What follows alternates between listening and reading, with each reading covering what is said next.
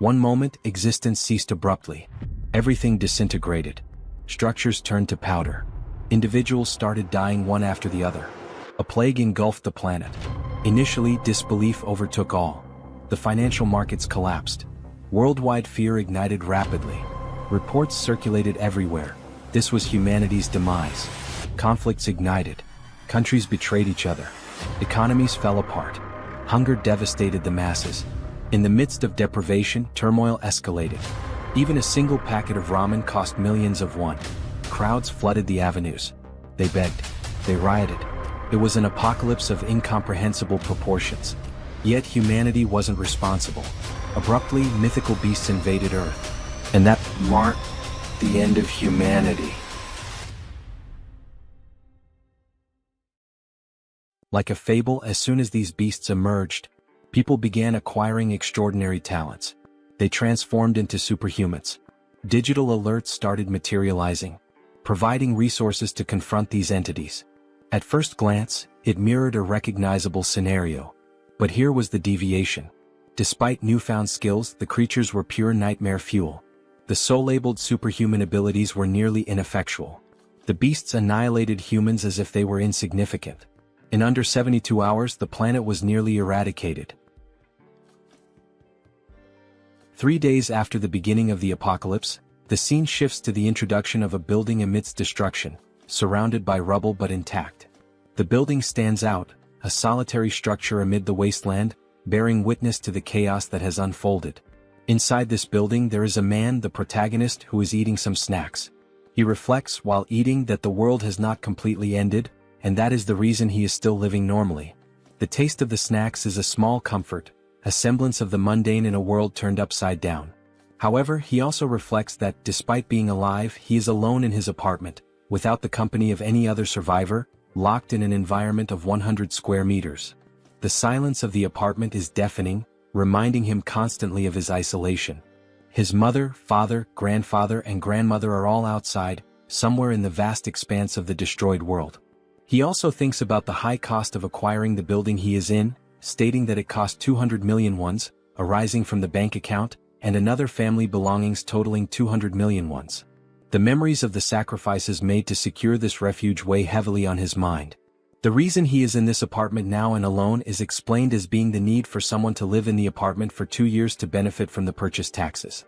This seemingly trivial bureaucratic requirement now feels like a cruel twist of fate. This is the reason he is living there and ended up being suddenly locked inside due to the apocalypse. While lamenting, he also realizes, to his greater sadness, that his internet connection is very weak.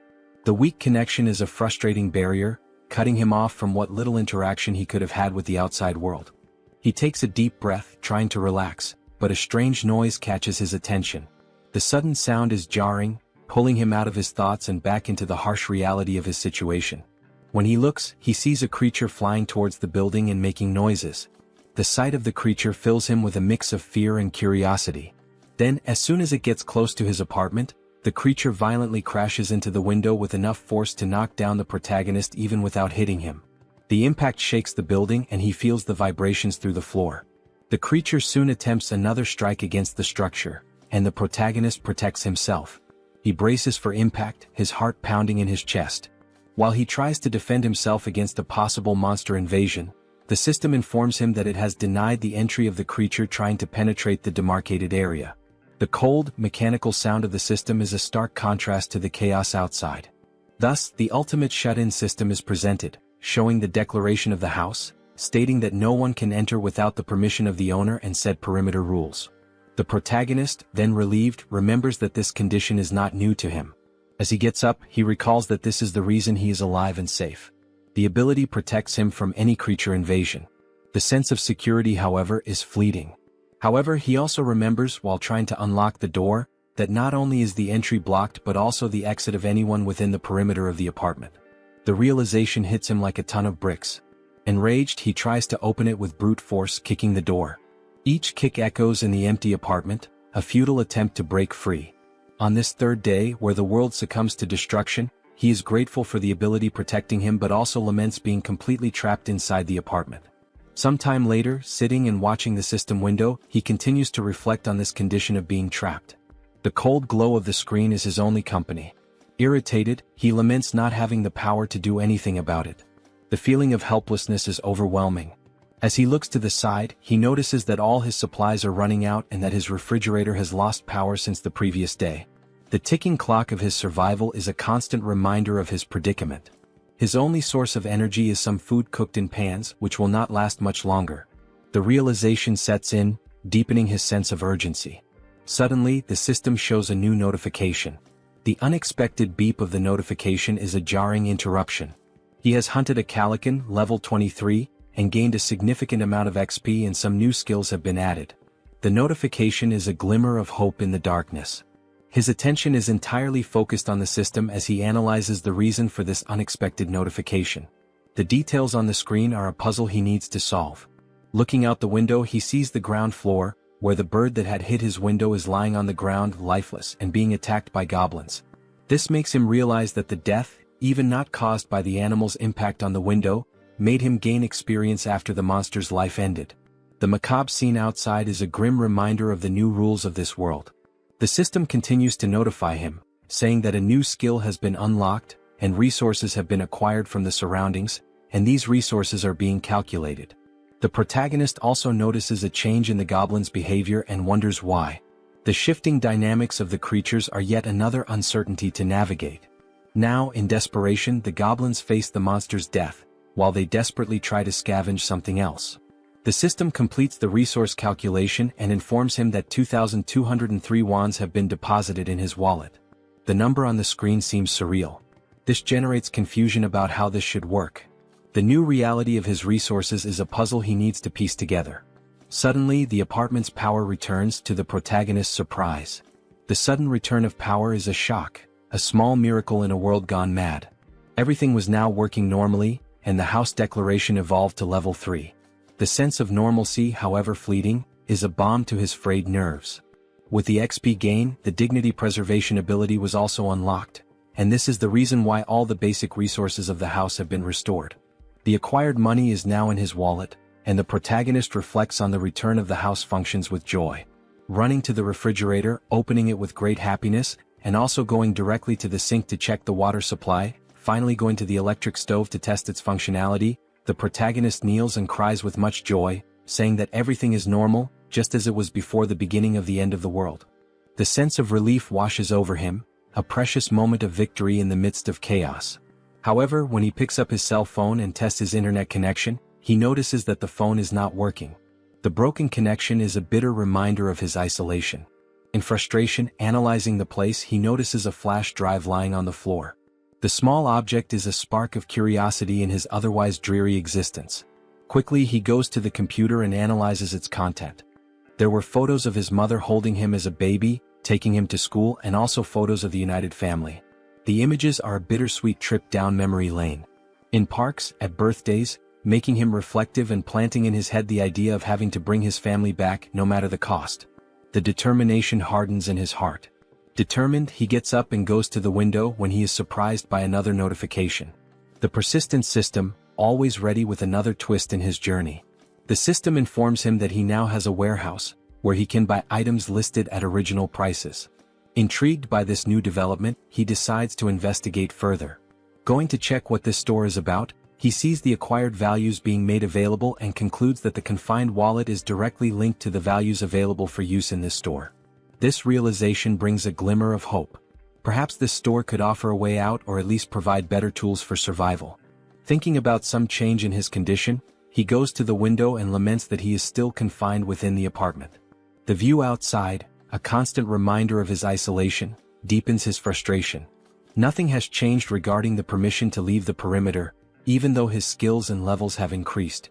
The invisible barrier remains as imposing as ever, a prison wall he cannot breach.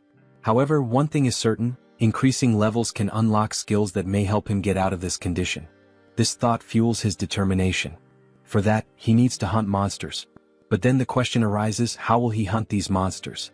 The memory of his past struggles makes him doubt. It will be very difficult for something like before to happen again, where simply a monster hitting the window, falling, and dying would allow him to gain experience and the rewards related to the monster's death. Looking once more at the bottom of the building through the window, he notices that there is a possibility of annihilating some goblins. This discovery ignites a spark of hope. The young man then takes a bottle to test if it will pass through the barrier that prevents him from leaving the apartment. With a mix of anticipation and anxiety, he prepares to throw. As he throws it, he realizes that he succeeded in launching the bottle. The barrier does not impede objects. Thus, he concludes that anything he throws will be useful for his hunt. In this case, he picks up a dumbbell and will try to use it as a weapon. Its weight and solidity give him confidence. Looking through the window searching for potential targets, he notices a bunch of goblins still collecting parts of the previously slain monster. Seeing that some are leaving with parts of the monster, he shouts for them not to go away. His voice is urgent, a command born of desperation. Seeing the urgency, he then throws the first dumbbell through the window. Throwing it and hoping it hits a monster, he watches as the dumbbell falls and accurately hits one of the goblins, killing it. The other goblins around, surprised, cannot comprehend what just happened. The goblins' perception of one of their companions being killed causes the young man to feel frightened, fearing possible retaliation. His heart races, the adrenaline pumping. Realizing that only one dumbbell remains, he reflects on other possible artifacts that can be used in his hunt. He needs to be creative. Artifacts that are strong enough to perform a kill when thrown, even considering throwing the TV or computer. His mind races with possibilities. The goblin screams on the ground floor of the building catch the protagonist's attention, who becomes scared as they howl more and more with the intention of making some kind of counterattack.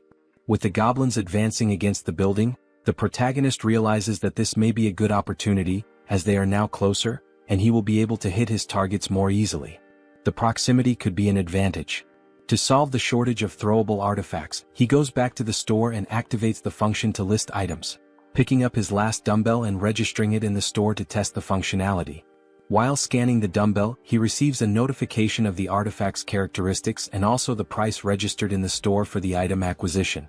Surprised, he compares the listed price with the price he paid to buy this item online previously, concluding that the price of the items he registers will indeed be the same as normal stores from the period before the end of the world. This realization reassures him. With the item ready and scanned, the system suggests buying the item he just registered. Confirming the purchase, the dumbbell is projected and materialized in front of the young man. He now shouts with joy, considering that everything worked as expected. His plan is coming together. Now the second part, testing the purchased items by throwing them through the window to hit more targets. In the first throw, there is already success as the dumbbell hits a goblin. The thrill of the successful hit fills him with confidence. The system confirms the hit by showing the EXP obtained and the ones from the goblin's death. Meanwhile, the group of goblins watch the lifeless body. Not having much time to lament, they are surprised by more dumbbells falling from the sky, literally, a rain of dumbbells. Some, now smart, try to run to avoid being hit, causing the protagonist to become irritated with the situation and decide to take other strategies. He cannot afford to waste any more time. Buying now 3 dumbbells at once, he quickly uses them, generating more hits and gaining more XP and more one. Now happy, the protagonist is surprised by another notification from the system. The messages keep coming. Now the store would also function as a warehouse, where he can store items for later use. While opening his warehouse, he activates the function to store one of his acquired dumbbells. The ability to store items opens new tactical options. Realizing the perfect functioning of the tool, he rejoices and then thinks of a new strategy to make kills in a more optimized way. His mind races with new ideas. He can now summon items from his warehouse and place them anywhere he wants. Soon, a brilliant idea comes to mind. He will summon the dumbbells outside to fall directly on the goblins. The precision and efficiency of this method are compelling. Opening the warehouse with a large quantity of dumbbells, he watches as all the dumbbells fall towards the goblins, performing an absurd sequence of hits and a flood of system messages with all the kills and ones acquired. The system notifications are a testament to his success. Shortly after finishing his hunt, the protagonist had already acquired and allocated various items in his warehouse. Several of them are food and drinks so that he can stay healthy for as long as needed. Ensuring his survival is paramount. Additionally, he managed to acquire more one by selling the items he used to hit the goblins. The influx of resources is a welcome relief. Suddenly, he realizes that there was a reduction of 1 unit of one. Thus, he begins to reflect on the preservation of dignity ability, questioning if it is responsible for the reduction of someone. He then starts to scan his apartment, meticulously observing the electricity, gas and water expenses. He realizes, with a growing sense of frustration, that the only active thing at the moment is his refrigerator. The thought nags at him, why just the refrigerator? Could it be this is what's consuming the precious resources he so desperately needs? In frustration, he recalls his hunt against the goblins, a memory that brings a fresh wave of irritation. He reflects on how, later, several goblins fled, abandoning their former home, and since then he had managed to hit only 2. His efforts had yielded such meager results, leaving him to wonder if all this exertion was worth it. His mind races as he then wonders if there are other creatures he can hunt out there. Remembering the previous flying monster, a formidable foe that had tested his mettle, he recalls that no similar creature appeared near the apartment since then. This reflection leads him to ponder seeking other methods for his hunt, different strategies that could yield better results. He also wishes to be lucky enough for another flying monster, whose name is Calican, to fly nearby. A beast that had once promised a bounty of rewards if only he could master the tactics to bring it down. Then, almost like a miracle, he notices a Calican flying around the area. His heart races with a mixture of fear and excitement. This could be the opportunity he has been waiting for. Seeing the monster's presence, he then begins to act quickly, thanking God for not abandoning him in this dire time of need. With a metal structure and a mirror attached to it, he uses this makeshift tool he created to attract the Calican's attention. He focuses, aiming carefully, hitting the monster's vision with a precise beam of light. His strategy works, drawing the monster's attention, which advances toward him fiercely. The beast's sudden violent approach, hitting the barrier and knocking him down with a gust of wind, reminds him all too clearly of the previous attack. Happy with the success of his plan to attract the monster's attention, he contemplates the gain of another level with the Calican's kill. The monster, undeterred, then launches an attack with its powerful wings, hitting the protagonist with another gust of wind. With some effort, he manages to remain standing, his resolve unwavering. At the end of the attack, the protagonist looks to where the monster was and realizes with a sinking feeling that it is no longer there. Quickly, the monster reveals its position, as if playing a cruel game of hide and seek. It was attacking the building structure, seeking an opportunity to strike the protagonist once more. While the system alerts that an unauthorized entity is trying to enter the zone, the protagonist observes, his mind racing. He wonders if the creature will be strong enough to break the ability's barrier. Opening his storage, he knows the urgency of taking some action. Each second feels like an eternity as he methodically scans his list, reflecting on the calculation of the spoils. He understands that if the spoils are not close enough, they will not be counted. This critical understanding dawns on him, as he recalls how several of the spoils that would come from goblins were not counted. The surviving goblins had removed the bodies of the slain ones to an area beyond where the system could make an accurate count. Leaving the young man extremely frustrated with the thought that this cannot happen again, he makes a determined decision. Reflecting on the possibility of killing the monster with just one strike, he scrutinizes his list of available items in storage.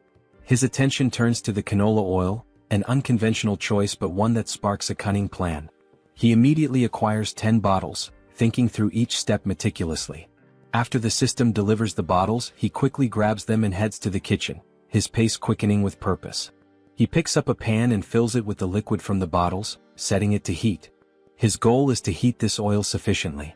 While that happens, he ties a cloth to a stick, improvising a tool that will serve as part of his plan. Bathing the stick with the cloth in the boiling oil, he then stores the pan with enough heated liquid in the storage. He knows that timing and preparation are crucial. After pouring all the oil into the storage, the system confirms the listing of the item, and the protagonist goes in search of a lighter, which he uses on his stick to ignite it.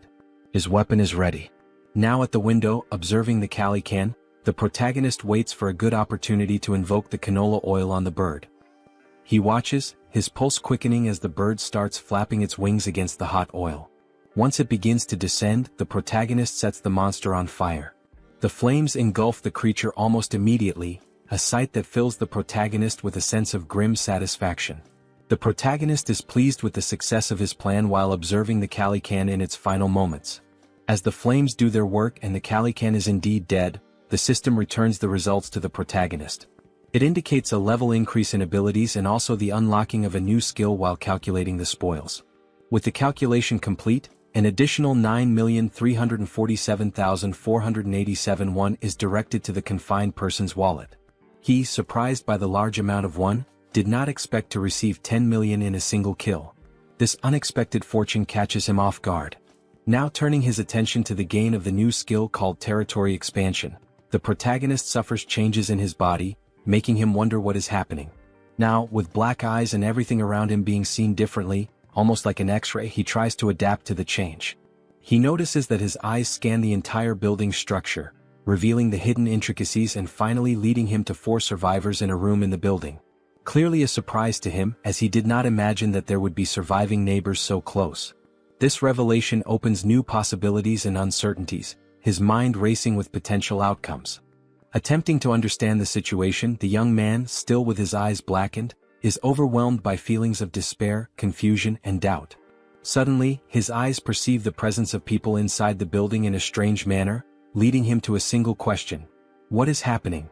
How is it possible that there are other survivors inside this building? And how does this ability work?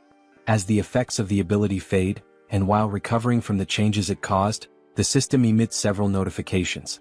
These inform that these individuals meet the requirements to become citizens and present a proposal for their acceptance within his jurisdiction. The individuals introduced are Choi Hyung-jun, referred to as Chubby, a 30-year-old husband, Park Hae-won, his wife, also 30, and their daughters Choi Na-yeon and Choi Seo-yeon, aged 3 and 6. Turning to the system, confused, the protagonist questions what would happen if they were not accepted as citizens. He quickly discovers the answer to the doubt. Those who are not accepted as citizens will be expelled from the residential zone. This would inevitably result in their certain death, as they would have no chance against the monstrous threats outside.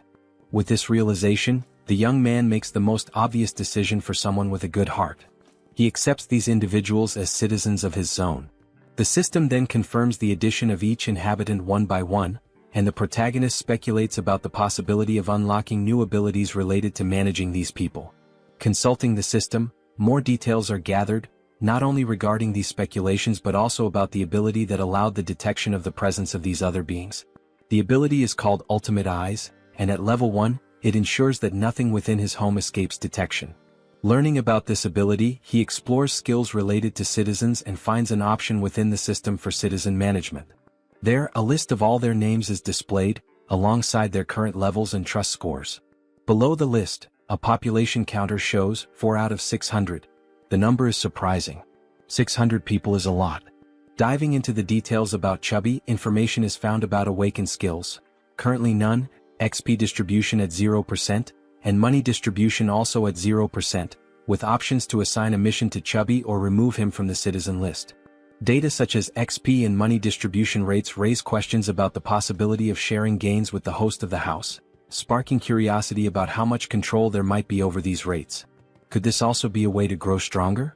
Returning to the system, under the option to assign a mission to Chubby, the system presents a form requesting details such as description, time limit, mission rewards, and penalties for failure.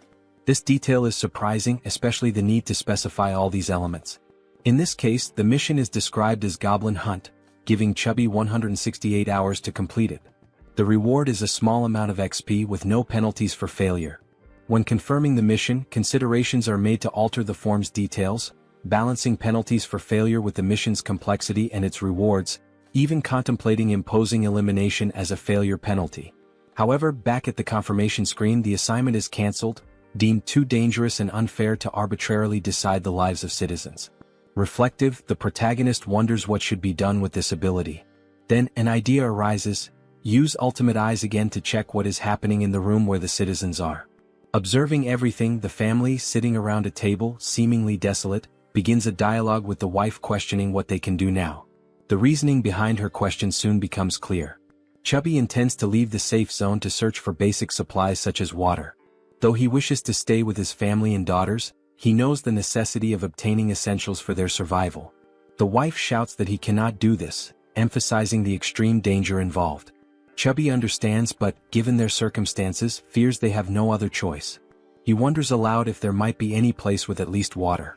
He answers that even if there isn't, it is necessary to try the nearby convenience stores, mentioning one particularly large store that will surely have something usable. Before much reflection, one of the daughters exclaims, "I'm thirsty." The mother, realizing this is not a good time to voice concerns, tries to hush the child, knowing such a statement would act as a trigger for Chubby's decision. Confident, Chubby takes his wife's hand, asking if she trusts him and assuring her he will definitely return safely with something for their family. Saddened, the wife finds no further arguments to stop him. Back in his room, the protagonist ends the ability and reflects on the family's situation. The decision is then made to open the store and check the list of items. It appears that the maximum item storage capacity is limited, and it is wished that this could be expanded. While navigating the skill window, information is noticed showing storage at level 1, dignity preservation also at level 1, and the store at level 1 as well. Observing the levels of each item, there is a sense of relief. If there are levels, there must be a way to increase them and, consequently, enhance the capacities of these abilities. With points available for immediate upgrades, the store's level is raised to 2, increasing its capacity by 20 items. Additionally, the system applies a 10% discount to the total price of all used items. The protagonist, with enthusiasm, evaluates the given data and wonders what to do with the 2 remaining points. He considers investing in the shop or in the preservation of dignity, recognizing that these skills might help him encounter more citizens in the future. His shop, now at level 3 with a maximum capacity of 40, also has a new function: item recovery. This function enables him to restore old items and turn them into new ones. This was undoubtedly an excellent choice. Without further ado, he visits his shop again to acquire water and some fruits. With the remaining points, he decides to allocate them to other skills, particularly the preservation of dignity. Still at level 1, the choice to upgrade is based on the ability to request various things in return if he provides energy and water.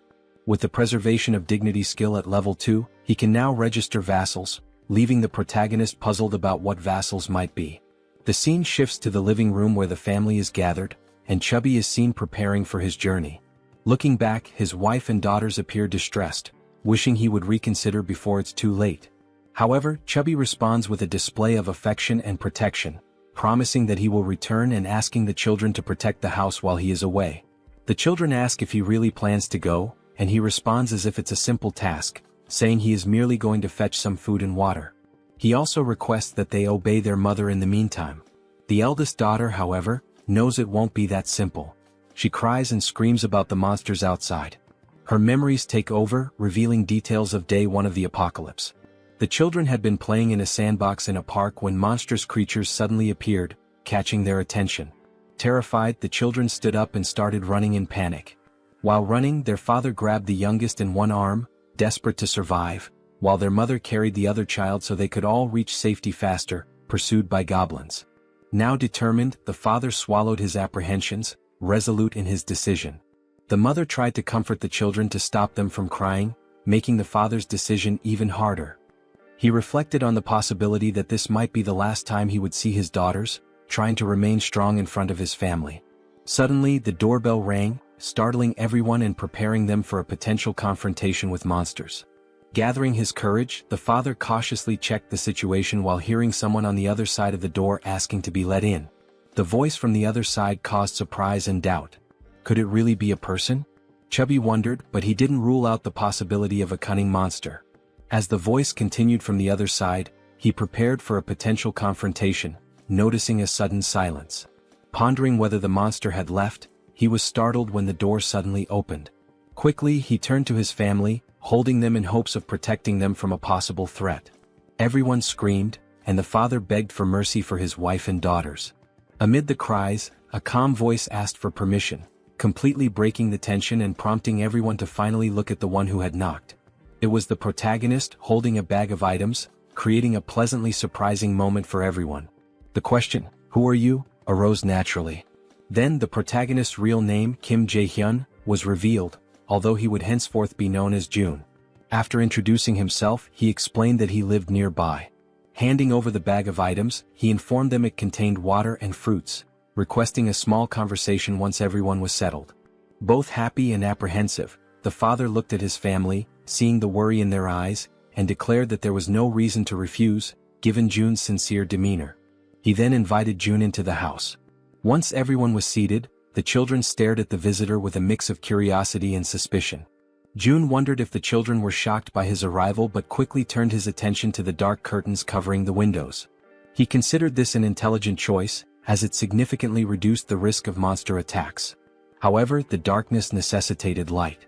To address this, June activated his skill, restoring power to the room where they were conversing. While organizing items in his bag, the family, still in shock, was astonished by the return of power to their apartment. June then decided to interact with the family by offering water to everyone, starting with the children.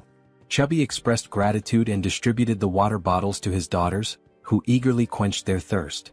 Shaun, the youngest, drank her bottle so quickly that she choked, briefly worrying her mother. June observed and promptly offered the little one a tangerine, which she accepted with slight hesitation.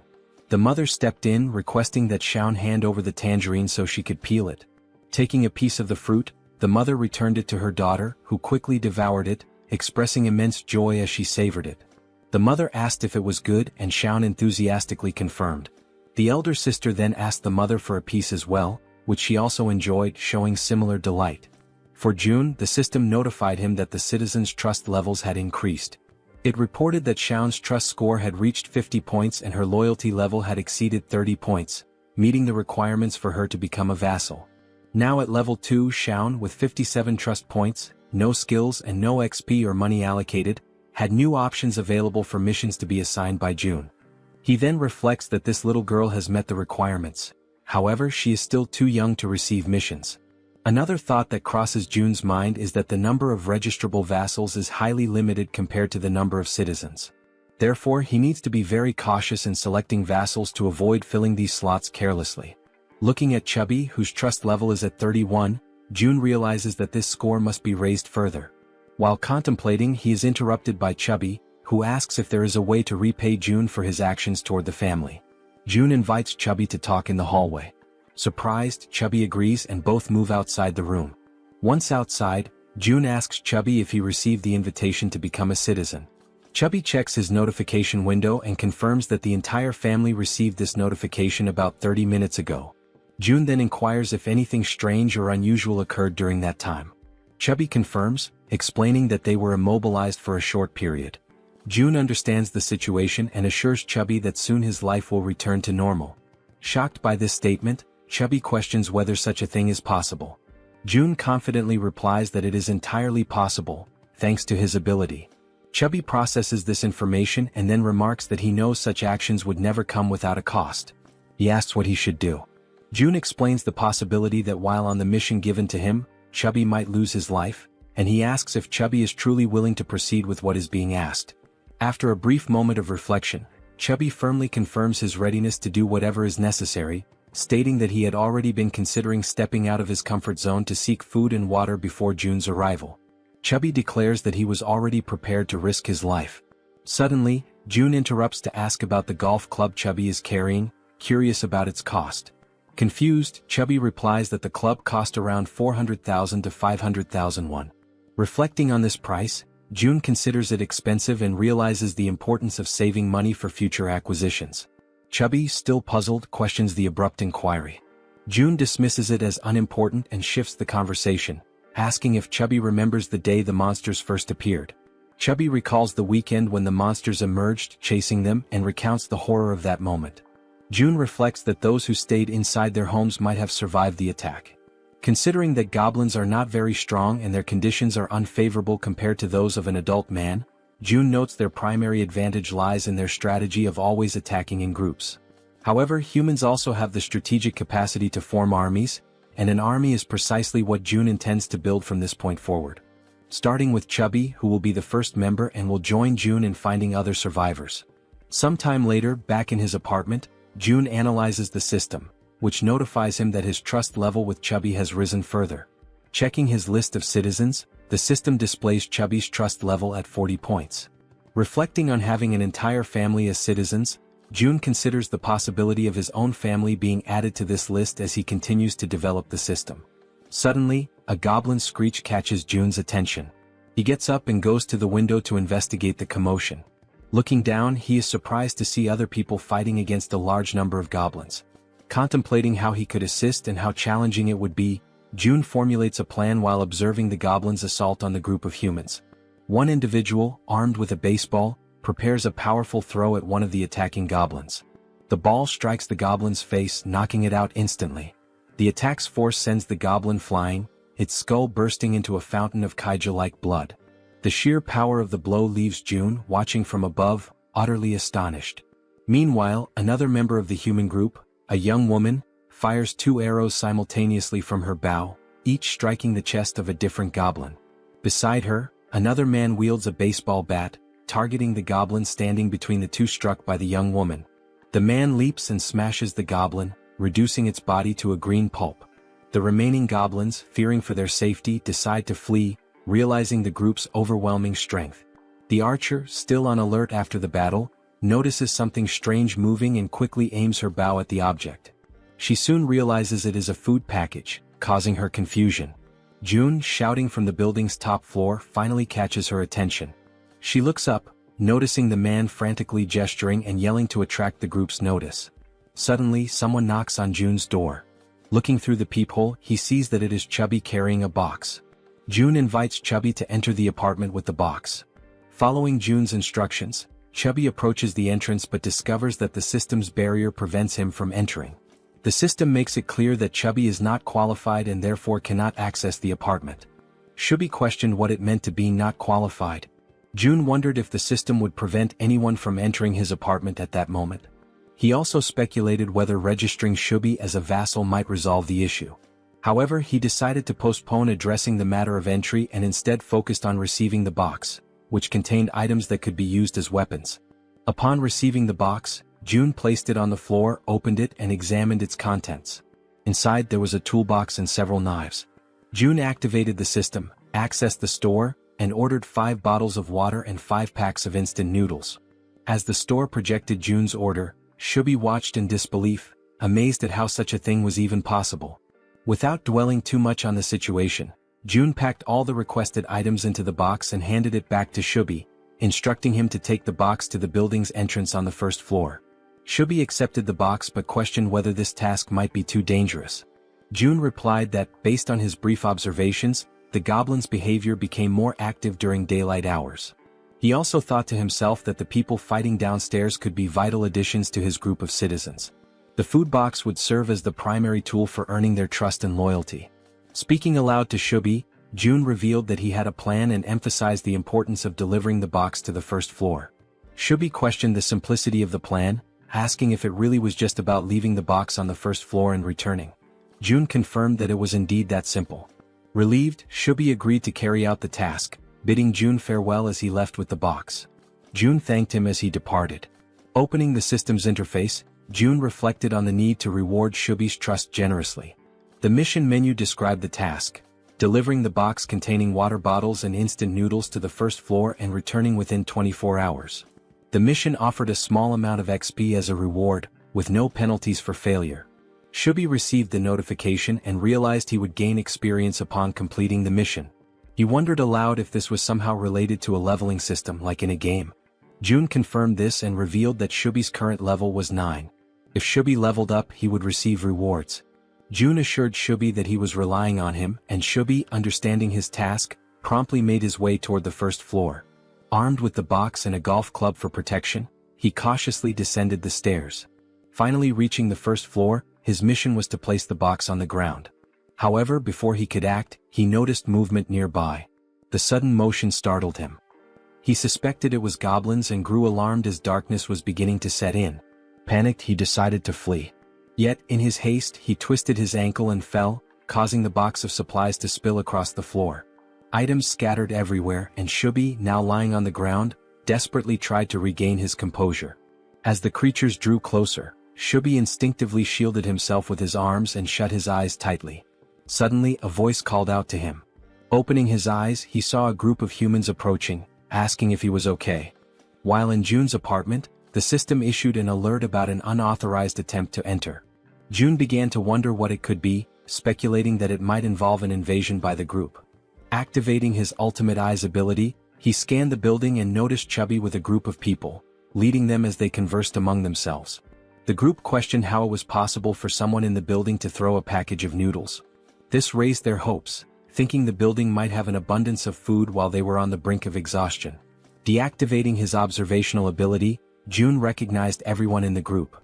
The system then notified him that they met the requirements to become citizens and proposed adding them. However, June realized the risks of accepting outsiders as members of his group. He also considered the possibility that these people might reject his offer to join, which made him anxious and stressed. While contemplating the best course of action, June was interrupted by Chubby's voice calling out from nearby, trying to communicate with him. Responding to Chubby, June received a system notification indicating that this citizen had an ongoing mission.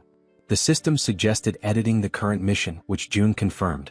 The updated mission now included delivering meals to the newcomers. After confirming the changes, June and Chubby exchanged updates on the situation. June instructed Chubby to immediately gift the newcomers some food, as June had a plan in mind. Chubby agreed and followed the plan. When the group reached the barrier of June's safe zone, they had to wait while Chubby explained the situation.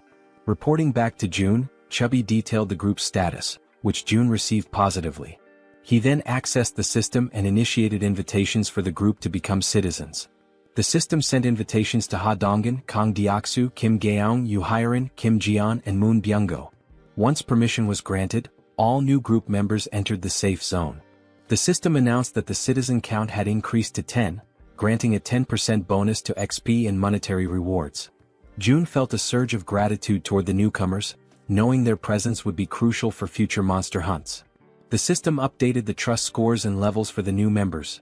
Dong with 19 trust and level 23, Kang with 28 trust and level 13, Young with 17 trust and level 17, Yu with 30 trust and level 10, Kim with 15 trust and level 15, and Moon with 11 trust and level 10. June noticed Dong's higher level and speculated that he might be stronger than Calican, a foe June had recently defeated. Examining Dong's stats further, the system highlighted a skill called Baseball Throw, ranked at D. This ability consumes stamina to triple the power of thrown objects like baseballs. June concluded that Dong was a metahuman capable of turning baseballs into lethal weapons. He recognized Dong's potential as an indispensable ally for monster hunting. To strengthen their bond, June planned to gradually build Dong's trust. June instructed the system to set the group's XP sharing to 70%, which the system confirmed. He then began assigning hunting missions to help the newcomers gain XP and resources. June likened his strategy to an auto-hunting system in games. Beyond logistics, June acknowledged the importance of establishing personal relationships with the group. He believed a good rapport was essential to eventually locating and reuniting with his family. Unexpectedly, the system notified him that the trust scores of Dong, Young, and Yu had increased, leaving June surprised and curious about the cause.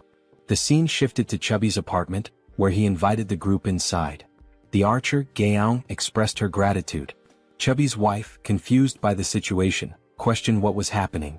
Chubby reassured her to stay calm and promised to explain soon.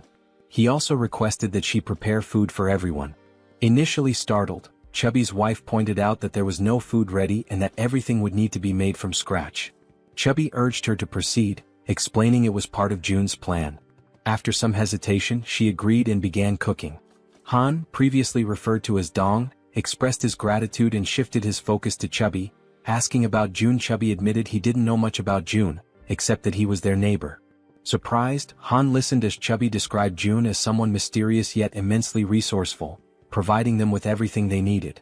Han concluded that June must be a metahuman, possessing the extraordinary ability to solve everyone's problems with essentials like food and water.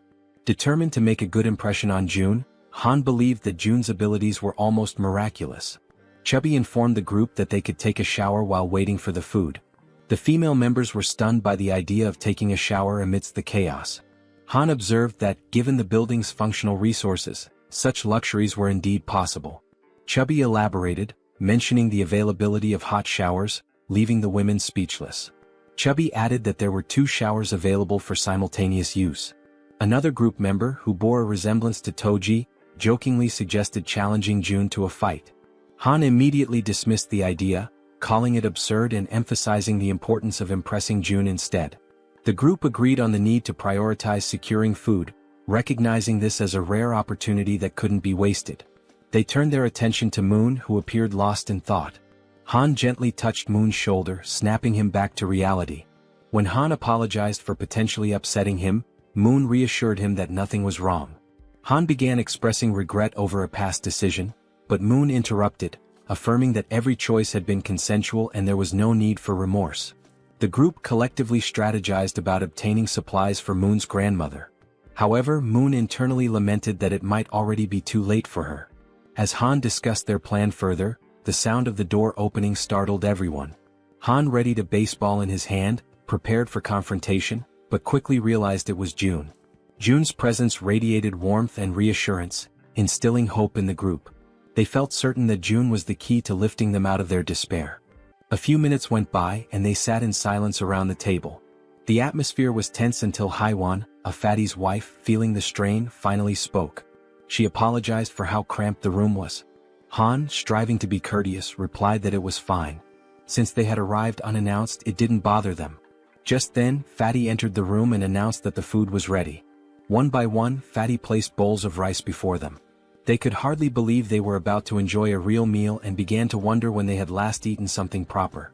Haiwan, feeling slightly awkward, hesitated before admitting she wasn't sure if the food she had prepared would match their tastes. What seemed like a simple meal to Haiwan left the group's archer stunned with admiration. As she stared at the dishes laid out before her, she couldn't contain her amazement.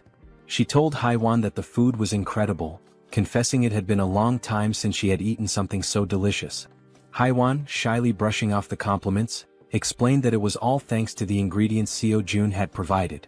She admitted that, without Seo Jun's help, she would have only been able to serve rice and tangerines. Meanwhile, Seo Jun noticed that Haiwan's trust level had reached 50.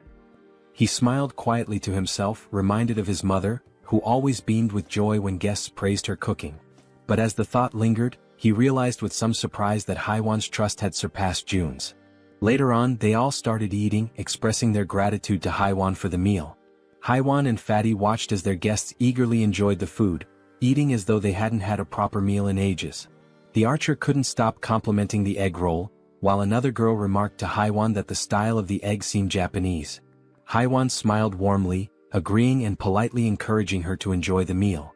At that moment, Haiwan's youngest daughter called out to her, capturing her attention. The little girl wanted to eat the egg rolls too, but Haiwan gently explained that she would make more for her after the guests left. This made her daughter a bit sad. Noticing this, the archer asked Haiwan's daughter if she'd like to share the egg rolls with her. The child's face lit up immediately, her excitement brightening the room. She quickly ran over and climbed onto the archer's lap, her happiness obvious. The archer smiled warmly, delighted by the little girl's enthusiasm. The child eagerly announced she was ready, and the archer picked up a piece of egg roll, softly asking Seoyin to open her mouth. As the archer fed her, Seoyin beamed with joy, her smile lighting up the moment. Seo Jun then suggested that Fatty and Haiwan join them, assuring them there was enough food for everyone. The two exchanged a hesitant glance, unsure at first, but eventually smiled and agreed, happy to join the gathering. As they all shared the meal together, the room filled with laughter and cheerful conversation. Seo Jun took a quiet moment to reflect on the warmth of the scene. The lively noise reminded him of how long it had been since he had experienced something like this. His thoughts drifted to memories of his mother and the care she had always shown. A soft smile spread across his face as he silently hoped his family was safe and well. Time passed and soon the food was gone, leaving behind only empty dishes. Haiwan's youngest daughter, now tired, mentioned she wanted to rest. Haiwan gently lifted her and asked her eldest daughter to follow her to their room for bedtime before leaving the table. Moments later, Seo Jun decided it was the right time to get back to business. He turned to the guests and suggested they continue their earlier conversation, questioning why they couldn't reach the grandmother's house despite its close proximity. Han, his expression serious, explained that it was due to the goblins. Seo Jun raised an eyebrow, doubting whether it was truly goblins, recalling his own struggles when he had first encountered them. Han nodded, affirming it was true. He elaborated that the goblins had discovered an underground parking lot and had turned it into their base, hiding there. Seo Jun's curiosity deepened, and he asked if they had any idea how many goblins were down there. Han, with a somber look, answered that there were several thousand goblins in the underground area. Seo Jun paused, thinking carefully. He realized that his abilities only worked effectively from ground level to level 30, meaning they wouldn't be as useful in the underground parking lot beneath the building. Suddenly, it all made sense to him. This was how the goblins had infiltrated the area. Han continued, explaining that the underground parking lot was connected directly to the entrance of the apartment building they needed to reach. The goblins had turned it into their stronghold and rarely ventured outside. Seo Jun, remembering the nearby side roads, asked Han about them, recalling there were alternative paths they could have taken. Han nodded, admitting that their initial plan was to use the side roads to escape, but they had encountered something far worse than the goblins. Intrigued, Seo-jun pressed Han to explain what could possibly be more dangerous than an army of goblins. Han recounted seeing a massive shadow, describing it as resembling a bear. He explained that they had managed to escape the apartment building because the bear had been fighting the goblins, providing a brief window for their escape. Seo-jun, considering how to deal with such a large creature, asked Han for more details. Han confessed that he wasn't entirely sure it was a bear, as the darkness had obscured his view. Seo-jun stated decisively that eventually, they would have to face both the goblins and the shadowy figure. Han agreed but looked down, acknowledging that their group had limitations and wasn't equipped to handle both threats simultaneously. Seo-jun, curious about these limitations, asked for clarification. The archer spoke up, explaining that both she and Han relied on items like arrows and baseballs for combat, but they were running low and couldn't replenish their supplies easily. Despite the challenges, Han remained composed and suggested he could find a solution. He asked to inspect their current weapons, the arrow and baseball. Without hesitation, the archer handed over her equipment. The system then prompted Seo-jun, asking if he wanted to list the new items. Seo-jun agreed and the system began scanning them. Moments later, it displayed the cost to replicate the items. When asked if he was certain, Seo-jun confirmed. Seo-jun glanced around the table and asked if everyone could use the archer's weapon. The group nodded silently, understanding there was only one available. Seo-jun took their silence as agreement. Turning back to the system, he requested 5 sets of the archer's weapon and arrows. The newly created items appeared on the table, and Seo-jun addressed the group, encouraging anyone unfamiliar with weapons to take this opportunity to learn. "These will be your primary weapons from now on," he stated firmly. As the items materialized, the system notified Seo-jun that several members of Han's group had increased their trust in him. Meanwhile, Moon's gaze was fixed on the weapons. He couldn't help but marvel at Seo-jun's resourcefulness, realizing that with Seo-jun on their side, they might actually save his grandmother. The system confirmed that Moon's trust in Seo-jun had grown significantly. Han broke the silence, commenting that with Seo-jun's support, their hunting speed would improve dramatically.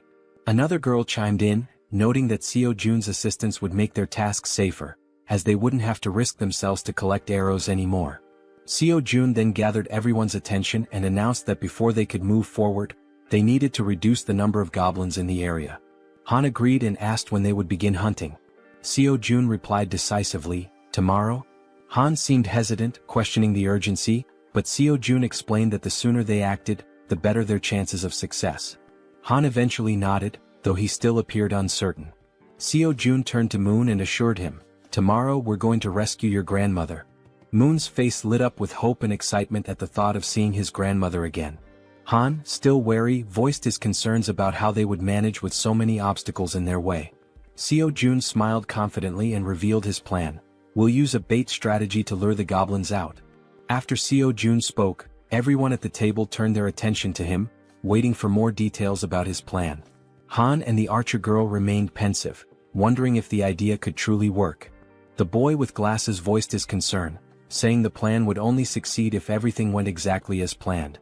As they deliberated, the system notified Seo-jun, revealing that the mission previously assigned to Fatty had been completed.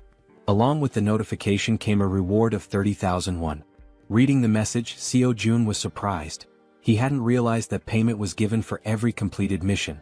To be certain, he read the notification again and it was confirmed. Seo-jun quickly realized that, with money, he could assign missions to his citizens, allowing them to level up. In other words, the more money he had, the more power he could accumulate. Closing his eyes, he thought about how, while this seemed like a strong long-term strategy, he hoped not to rely on it too heavily for now. The system also informed Seo-jun that Jun's trust had increased to a total of 50 points, unlocking a new status, loyalty, which surpassed 30 points. Meeting the minimum requirements, Fatty transitioned from being a simple resident to becoming a vassal. The system displayed Jun's updated stats and attributes. He was now at level 9 with a trust level of 51 points and loyalty at 62. However, he had no awakened skills and 0% shared XP or money. After carefully analyzing the information, Seo-jun decided to register Fatty as his first vassal. As a result, a blue aura began to emanate from Jun, who started feeling sudden changes in his body and broke into a sweat. The system notified that the first vassal registration was successful, unlocking a new skill for Seo Jun called Summon Vassal. This skill allowed Seo Jun to summon the vassal within his house, although it came with a cooldown of 2 hours after use. The system updated Jun's stats again, revealing that he had reached level 20 and gained the title of First Servant. Additionally, he awakened his first skill, Gorilla Strength, a Tier C passive ability that granted him superhuman strength. The system further explained that, thanks to the First Servant title, all XP and gold earned by Fatty through hunting would be shared. Lastly, the system revealed that Seo Jun could use the Ultimate Eyes skill to summon the vassal within a 5-meter radius of his house. Seo Jun noticed a plus symbol beside Jun's level and wondered what it did. Upon pressing it, he discovered it was a feature to increase the vassal's level at the cost of 1 million won. Shocked by the exorbitant cost, Seo Jun exclaimed that it was far too expensive for a single vassal skill. Seeing his expression, the woman at the table asked what was wrong. Seo Jun brushed it off, saying it was nothing, and turned his attention back to Jun, asking how he was feeling. The focus shifted to Jun, who stated that his strength was overflowing, with his veins visibly pulsing. He asked if this transformation was Seo Jun's doing. Seo Jun confirmed with a nod. Jun, looking at his hands, remarked that it felt as though his body had become 10 years younger. Seo Jun smiled proudly and suggested that Fatty join the rescue mission team, handing him a bow. Fatty looked confused by the gesture. Seo Jun explained that the mission was assigned because vassals earned double the rewards of regular citizens. In a commanding tone, Seo Jun instructed Fatty to defeat as many monsters as possible. Fatty nodded in agreement, prompting Seo Jun to smile and express his trust in him. Outside the house, on the first floor, the rescue team began their search for survivors. The boy holding a baseball bat questioned whether it was necessary to search the first floor, but Han reminded him that it was Seo Jun's order. The rescue team embarked on their first mission, to locate all survivors in the building and lead them to the 30th floor. The crucial part of the mission was to draw out a large number of goblins for elimination while rescuing as many survivors as possible. The boy with the baseball bat acknowledged the plan, and the group pressed forward. Han, shouting to keep the team alert, emphasized that goblins could appear at any moment or from any direction. As they continued their search, they had yet to encounter any survivors or goblins. While guiding the team, Han noticed something unusual. Some members of the group couldn't believe their eyes. Several lifeless bodies were sprawled across the floor, victims of the goblins. The sight filled the team with sorrow and rage, intensifying their hatred for the goblins. But they couldn't afford to stop. Determined, they pushed on to the second floor. On the second floor, the situation was catastrophic. Lifeless bodies lay scattered across the ground, leaving the team horrified as they continued to the third floor. Upon reaching the third floor, everything appeared to be calm. The team leader knocked on the doors, calling out to see if anyone was inside. The rest of the team followed suit, hoping to find survivors. After several unsuccessful attempts, the team lowered their heads, burdened by a sense of sadness. However, the boy with the baseball bat refused to give up, encouraging the team to press on to the next floor. On the fourth floor, they resumed knocking on doors, announcing themselves as the rescue team. Suddenly, a door creaked open, revealing a man with a tired expression. He asked if they were truly part of the rescue team, mentioning that he was extremely thirsty and begging for water. Han quickly pulled out a bottle and handed it to him. The man, still skeptical, asked again if they were really from the rescue team. Han reassured him, confirming their purpose and explaining that, as a resident of the building, he was helping to lead all survivors to a safe location. The man seemed surprised to hear this. He closed the door momentarily but reopened it shortly after, revealing 2 others inside the apartment.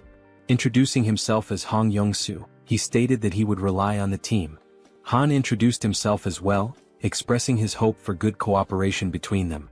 Han then introduced the girls on the team and instructed them to escort Hong Young-soo and his group to the 30th floor before returning to continue the mission. Hong Young-soo hesitated, questioning the safety of the 30th floor and expressing his reluctance to leave. His son, however, admitted he had been hoping for a rescue and suggested there might even be a helicopter waiting for them. The girl clarified there wasn't a helicopter but assured them there was hot food and the chance to take a bath. Hearing this, Hong Jung-soo's daughter became excited, marveling at the idea of taking a bath even in the midst of the apocalypse. The girl chuckled and confirmed it would be a warm bath. The daughter eagerly turned to her father, urging him to stop hesitating and go with them. Reluctantly, the man gave in to his children's wishes. Shortly afterward, The system notified Seo Jun that the total number of citizens had increased to 40. Along with this, their XP in gold had increased to 90%. Sometime later, it is shown that the mission was a success, and they managed to rescue several people. The elderly and children were taken to Fatty's house, where everyone seemed happy. The younger members stayed in the hallways. Han confidently confirmed that there were now a total of 40 people, with no one missing from the search. Seo Jun thanked everyone for their excellent work. Seo Jun then activated his skill, Absolute Eye, causing his eyes to turn black as he carefully observed every movement his citizens were making. He saw them carrying chairs, working with cables on the stairs, hauling ropes, and even climbing the stairs with a very heavy object. After ending the skill, his eyes returned to normal, and smiling he told Han it was time to begin phase 2 of the goblin hunting operation. Now in the hallway, Han, alongside the other members, called for focus and explained the plan and how it would work. Everyone listened patiently as Han detailed how they would lure out all the goblins hiding in the basement. Initially, they would start on the first underground floor, B1. The group would divide into 2 teams with the goal of attracting and clearing out the goblins on B1. Afterward, they would proceed to B2 to eliminate all the goblins there as well. A boy with glasses raised his hand and voiced a question. He asked what they would do if more goblins appeared than anticipated. He also mentioned that if the goblins counterattacked, the bodies on the floor might obstruct their escape. The archer and Han, confident, assured him they could handle all the goblins on their own since they now had plenty of arrows, unlike before. The boy with glasses nodded in agreement and said he trusted them. Suddenly they heard a strange noise. Turning toward the source of the sound, they noticed a small group of 3 goblins ready to attack. Without giving the goblins a chance to make the first move, the archer drew her bow and with 2 quick shots hit the heads of 2 goblins, leaving only one alive. Without hesitation, the man with the bat charged forward and, with a single blow, smashed the remaining goblin's head. The 3 goblins now lay lifeless on the ground. The boy with glasses questioned the man with the bat, asking why he was using the bat when he had previously said he would need a bow to defeat goblins. The senior admitted they were right. Meanwhile, the archer pointed to the goblin bodies, noting that they were disappearing shortly after being defeated. The newcomer wondered if this phenomenon was also a skill of Seo Jun. Han declared the mission on that floor complete and announced they would now proceed to B1. The newcomer, still lost in thought, remarked that he had expected Seo Jun to have a solution for dealing with the goblin bodies. The system then alerted the group that the citizens' trust was increasing. The scene shifted to Seo Jun, sitting calmly and opening a bottle while a series of system windows appeared in front of him. He found the moment quite enjoyable. He remarked that it wasn't intentional but reassured himself that he was still keeping an eye on everyone. The system sent another notification showing that Moon's trust had reached 50, unlocking loyalty. The loyalty stat had surpassed 30, meeting the conditions for registration. Seo Jun was surprised by how quickly he had achieved these stats. However, he noted that the faster this happened, the better it would be in the long run. Sitting on the floor and staring thoughtfully at the system window, Seo Jun reviewed Moon's stats: 55 in trust and an impressive 88 in loyalty, along with other attributes. Seo Jun was surprised by the 88 loyalty but remained calm, considering it a positive outcome. With an ironic smile, he pressed a button on the system window, declaring that the time for retention registration was complete. Back in the basement on B1, the entire group was fighting fiercely against the goblins. Suddenly, the newcomer began to emit a blue light, similar to what Fatty had done before. Holding his bow, Moon, the newcomer, was stunned as lightning surrounded him. The other group members were equally shocked, questioning what was happening. Even the goblins were confused, unable to see due to the intense glow radiating from Moon. After revealing his red eyes in the darkness, it was also shown that the goblins couldn't withstand the brightness emitted by the newcomer, leaving them momentarily blinded. Han shouted that he didn't know what was happening, but it was an opportunity they couldn't afford to miss. Part of the group quickly ran to create distance, while others stayed behind to eliminate the goblins using their bows from a long distance. Both archers had deadly accuracy, aiming only for the goblins' heads. The archer, visibly furious, performed a swift maneuver that took down several more goblins. Seeing what had just unfolded before them, the goblins became enraged and charged forward to attack. Despite the number of goblins they had already killed, their numbers only seemed to increase. While running, the group realized the sheer aggressiveness of their opponents and remarked how they hadn't expected them to be so relentless. The archer shouted, ordering everyone to retreat to the emergency stairwell, while the man with the baseball bat speculated that all the goblins from the B2 floor had likely converged on their current location. Reaching the emergency stairs, the group ascended frantically without daring to look back.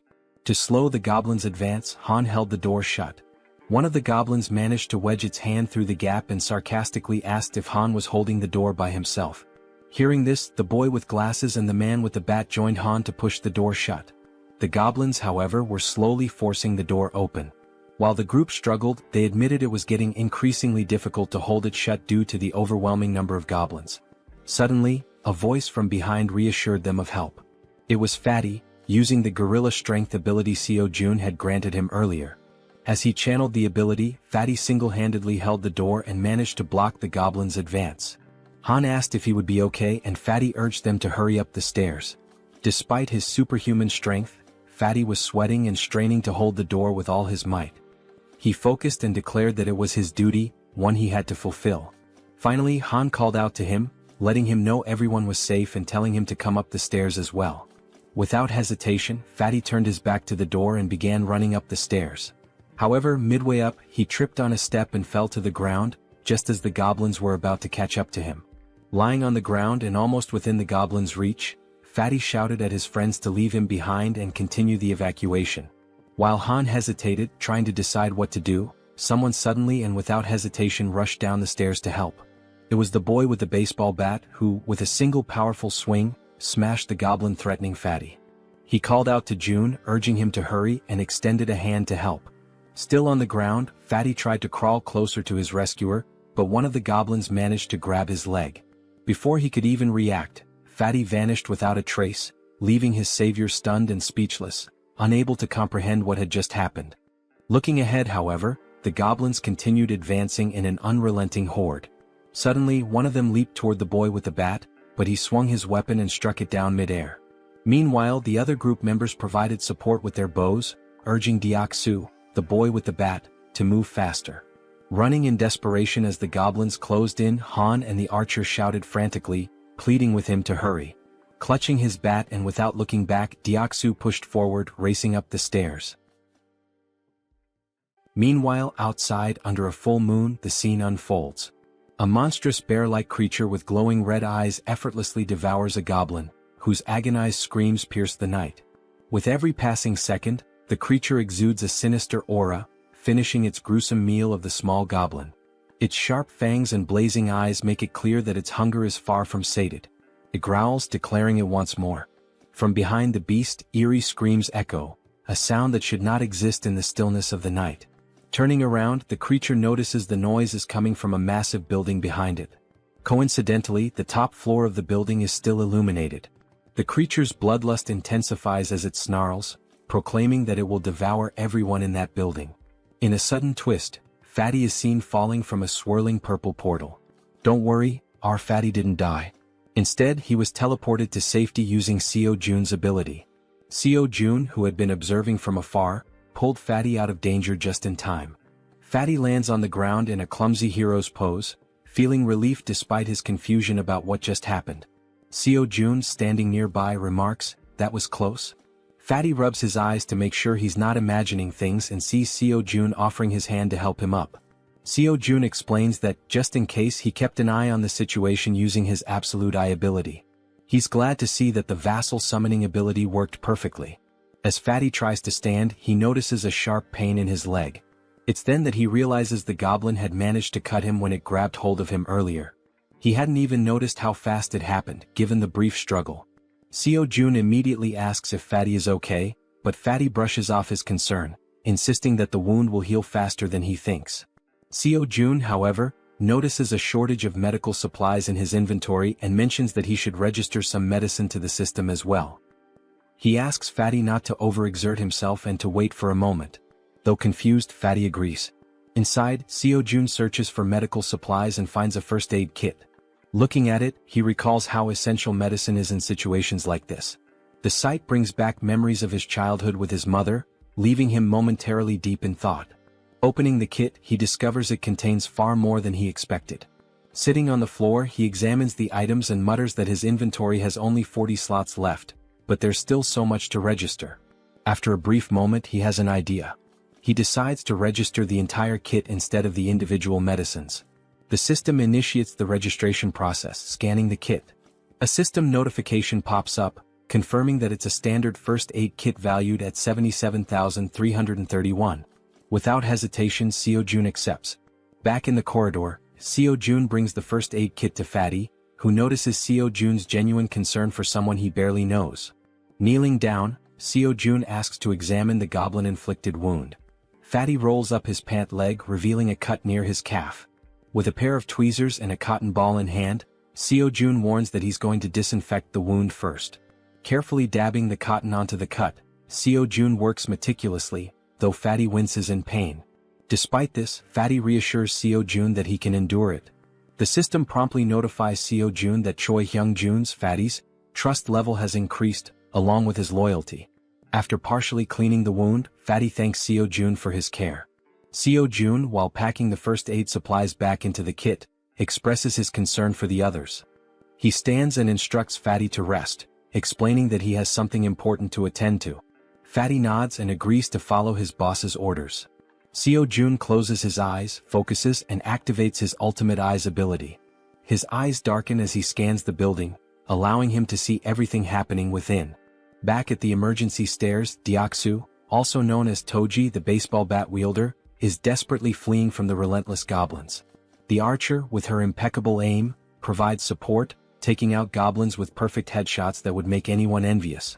Han and the guy with glasses try to help Deoksu create distance from the goblins but shout in frustration that they can only handle one goblin at a time, urging Deoksu to run faster. Toji sprints as fast as he can, but the goblins remain undeterred, chasing him with tireless persistence. From behind an improvised barricade, the support team fires arrows that was dangerously close to Deoksu, but every shot lands perfectly on the pursuing goblins. Deoksu finally reaches the end of the staircase and, with a leap, crosses the barricade. However, in a moment of carelessness, two goblins manage to jump and lunge at his back, catching him off guard. Instinctively, the rookie Moon charges forward with a shout, determined to protect his comrade. With a single powerful blow from his bow at close range, he takes down the two goblins that had pounced. Moon stands with a serious expression, his eyes glowing blue and filled with determination. Without hesitation, he leaps back into the stairwell, plunging straight into the swarm of goblins. Han is left speechless. Delivering rapid, precise strikes, Moon significantly thins the goblin horde as Han and Toji watch in awe. The rest of the group, witnessing the scene, asks in disbelief if Byung-go Moon had always been this skilled in combat, remarking that his actions are utterly insane. From afar, Seo-jun observes everything and comments that the rookie is doing exceptionally well. The system screen appears, displaying Moon's status. For reference, his full name is Moon Byung-go, and he holds the title of second vassal. His confidence level is 55, and his loyalty is 88. He possesses a teleportation ability that consumes mental energy to move within his line of sight. The mental energy cost increases with the number of companions and the distance traveled. With a sly smile and darkened eyes, Seo-jun remarks that registering Moon as a vassal was a brilliant decision. Back at the stairwell, goblins are being decimated by Moon, each of his blows striking their heads with deadly accuracy. Han asks Jiana, the guy with glasses, if the extension cord is ready. Jiana, holding it firmly, replies that it is. Han then checks if the water tank is prepared. The archer and the baseball bat wielder confirm its readiness. Moon, realizing he has to retreat, sprints toward the barricade as Han yells at him to hurry up. With a swift jump, Moon lands safely behind the barricade. For a brief moment, the goblins believe the group has simply fled. But moments later, a massive water tank appears above the barricade. The tank is tipped over, drenching the goblins and flooding the emergency stairwell with water. The goblins, initially confused, think it's merely a stalling tactic. Han shouts that this is the perfect opportunity, and Jiana flips the switch. An electrical surge travels down the now soaked stairwell through the wires they had previously laid, electrocuting all the goblins that had been pursuing them. Seo-jun's system screen notifies him that he has hunted numerous goblins of varying levels, including some at levels 6 and 7. Another notification pops up, showing that Seo-jun has gained significant XP and earned a total of 334,464 won, which has been deposited into his account. Additionally, his skill level has increased, and a new ability has been unlocked. While using his ultimate eyes ability, Seo-jun suddenly feels a strange pressure. A sharp pain begins to spread through his body, causing him to writhe in agony. Upon closer inspection, a purple wave expands outward from him, covering an increasingly large area. The purple energy travels through the building, the stairwell, the parking lot, and even the goblins chasing his friends. The purple wave appears to function as a scanning mechanism because Seo Jun's ability screen indicates that hostile entities have been detected. After the scan, the system declares that the hostiles will be eliminated. As the energy wave dissipates, the goblins begin to deform, screaming in agony. In an instant, their bodies explode, vanishing in the blink of an eye. The system notifies Seo Jun once again, confirming that he has defeated numerous goblins, including several at levels 6 and 7. Not long ago, some goblins still hadn't given up chasing the group and continued climbing the emergency staircase. One of the goblins sensed something was amiss. A chill ran down its spine as it realized something was following them as well. Turning around slowly, it was greeted by an enormous shadow, its reaction one of pure shock. As it focused, it saw the silhouette of a massive bear approaching from behind. Before the goblin could even think, the bear, with sharp fangs and glowing red eyes, let out a deafening roar. In the blink of an eye, before the goblin could react, the bear attacked, biting near its neck.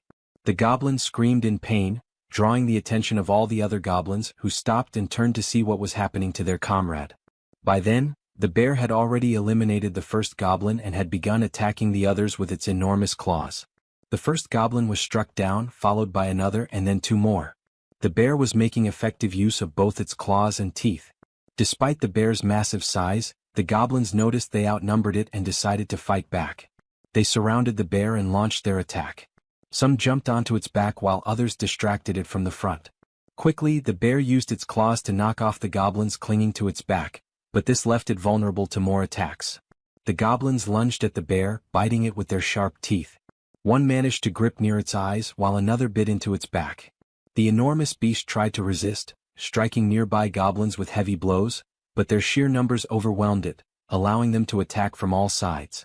Using their sharp claws, they aimed for the bear's eyes, and just as they were about to blind it, all the goblins' heads suddenly exploded in an instant, likely due to Seo Jun's domain expansion. Now terrified and confused, the bear realized it was safe. At the same time, a system notification appeared, indicating citizenship had been granted. Exhausted from the grueling battle, the bear seemed to shrink in size. It began twisting its neck in an unnatural way, its body contorting strangely. Then it started to transform, revealing a human face emerging from its furry body. Finally, the bear's true form was revealed, a stunning woman with brown hair and eyes.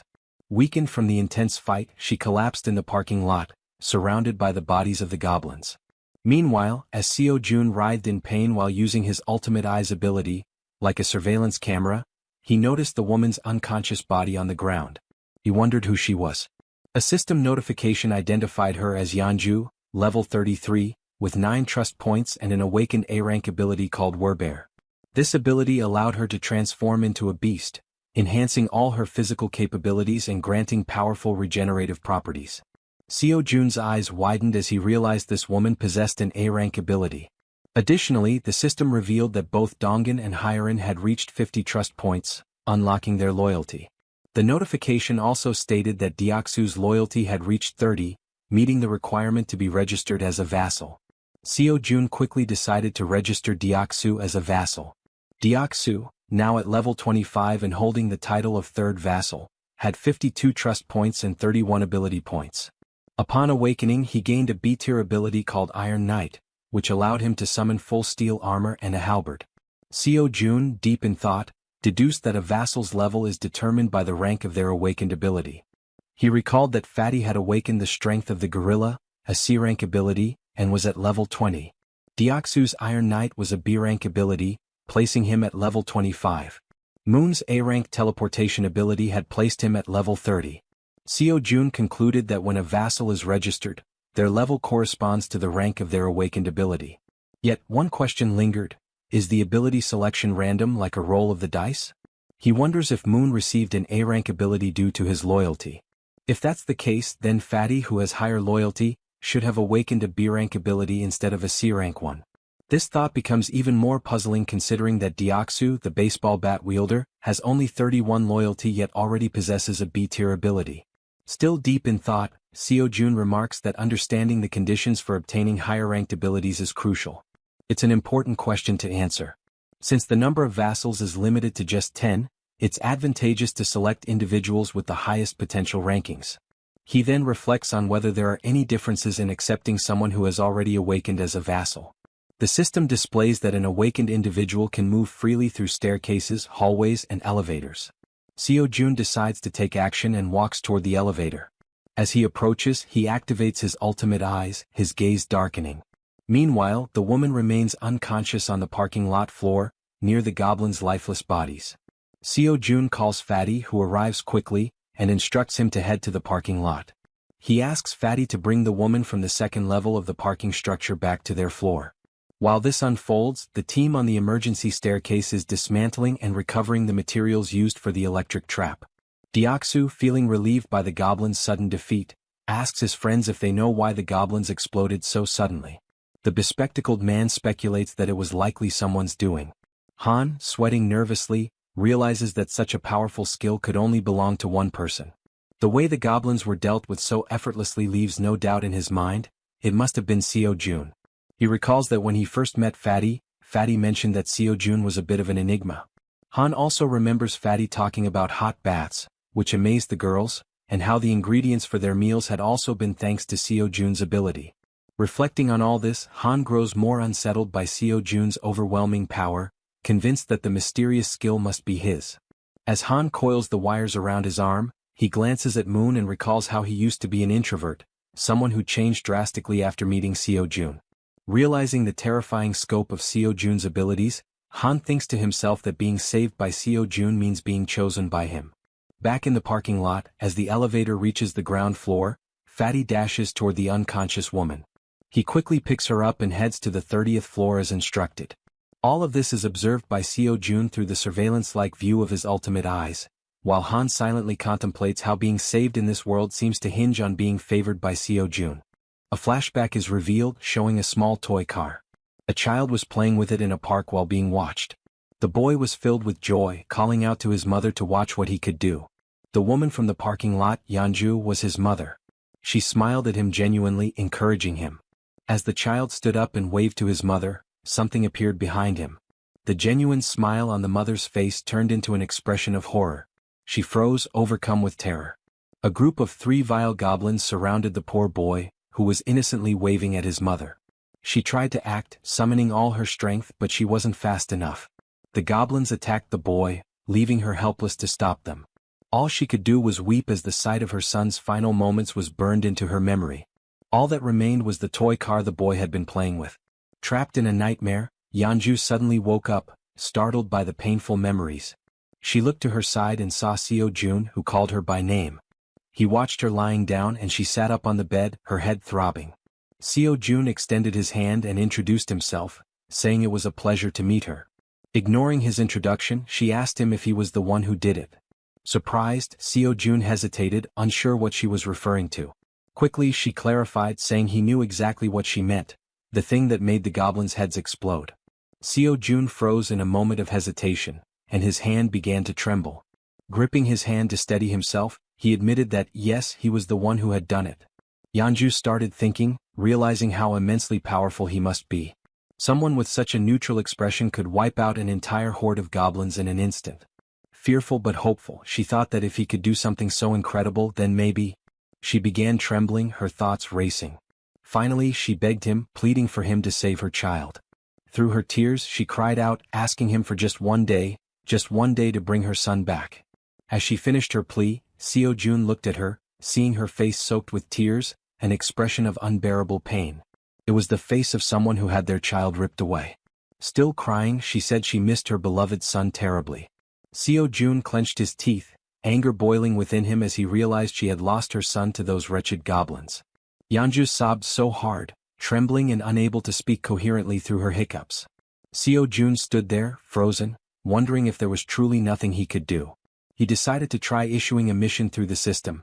Hunt down 1,000 goblins with no time limit and no penalty for failure. The reward would be the resurrection of her child. Lost in thought, he wondered if such a thing was even possible. The idea filled him with apprehension. But then the system notified him that the mission couldn't be issued. Frustration surged through him as he realized resurrection was beyond his current capabilities, even with his powers. The system explained further, stating that a resurrection required a tremendous amount of power and resources. Then another notification appeared. There weren't enough funds to cover the resurrection mission's reward. It suggested trying again after increasing his funds. Seo Jun was stunned, his jaw dropping in disbelief as he read the message. Resurrecting someone might actually be possible if he had enough money. Overwhelmed with excitement, Seo Jun shouted at the system, demanding confirmation. Could he truly bring someone back to life if he had the funds? Returning to the room, he saw Yeonju still crying. He realized he had no idea how much it might cost to resurrect someone, nor could he even begin to guess. But knowing the possibility existed, he decided to act. He called out to Yeonju, who quickly looked up, wiping her tear-filled eyes. With a serious expression, Seo Jun told her that he thought he might be able to help her. He explained that there might be a way to bring her son back. Upon hearing this, Yeonju feels a sense of relief. Though not a certainty, the idea that there might still be hope offers her comfort. Still crying, she grips the bedsheet tightly and asks if what he said is truly real or just a cruel joke. Seo Jun reassures her that he would never joke about something so serious. However, he explains that while it is possible, it cannot happen just yet, and she nods in understanding. He adds that he doesn't know exactly how long it will take, but there is definitely a way. Yeonju turns to him, saying she'll do whatever it takes and asks what she should do to make it possible. Seo Jun considers the situation. With Han's group, which now includes Moon, Toji and Fatty with their awakened abilities, they already have a strong team. Adding Yeonju, a level 33 fighter, would make them capable of handling most monsters. He thinks the best course of action is to transform all 7 of his minions. Changing his expression to a smile, he asks Yeonju to get up, saying he'll introduce her to some people. Shortly after, Han introduces himself, and Yeonju politely returns the greeting. She then asks if he's the one who was throwing baseballs to hunt goblins, which startles Han that she knows about that. Yeonju also turns to the archer, saying she recognizes her too since she was shooting arrows at the goblins, leaving the archer equally surprised. Nervous, the archer asks how Yeonju knows her. Yeonju, growling and mimicking claws with her hands and sharp teeth, asks if they really don't recognize her, saying they've met before. Toji, the archer, and Han look confused about her growling while cute bears appear in the background. Deciding to clarify, Yeonju begins transforming. Gradually, fur starts appearing on her body as she focuses. Her bear form becomes evident, complete with a snout and brown fur. The archer, shocked, points at her and asks if this is actually happening. Now a massive bear stands in the room before the group. Still pointing, the archer exclaims that it's the beast they saw in the alley earlier. Yeonju, laughing awkwardly, corrects her, saying it's actually a bear, not a beast, leaving the archer dumbfounded. The bear woman explains that she had helped them deal with the goblins a few times before, though they hadn't realized it until now. Looking at the giant bear in front of him, Han remarks that their meeting wasn't a coincidence after all. The bear woman confirms this, saying that anyone who opposes the goblins is a friend of hers. At that moment, Seo Jun arrives and interrupts their conversation, stating that it's good they're already acquainted. With a serious expression, he says he has something important to announce.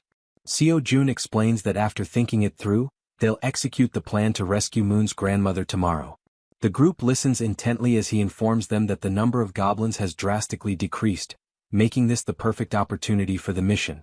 He adds that Fatty will sit out this mission due to his injuries and mentions that he borrowed Fatty's room, as Fatty lost his bed to the bear woman.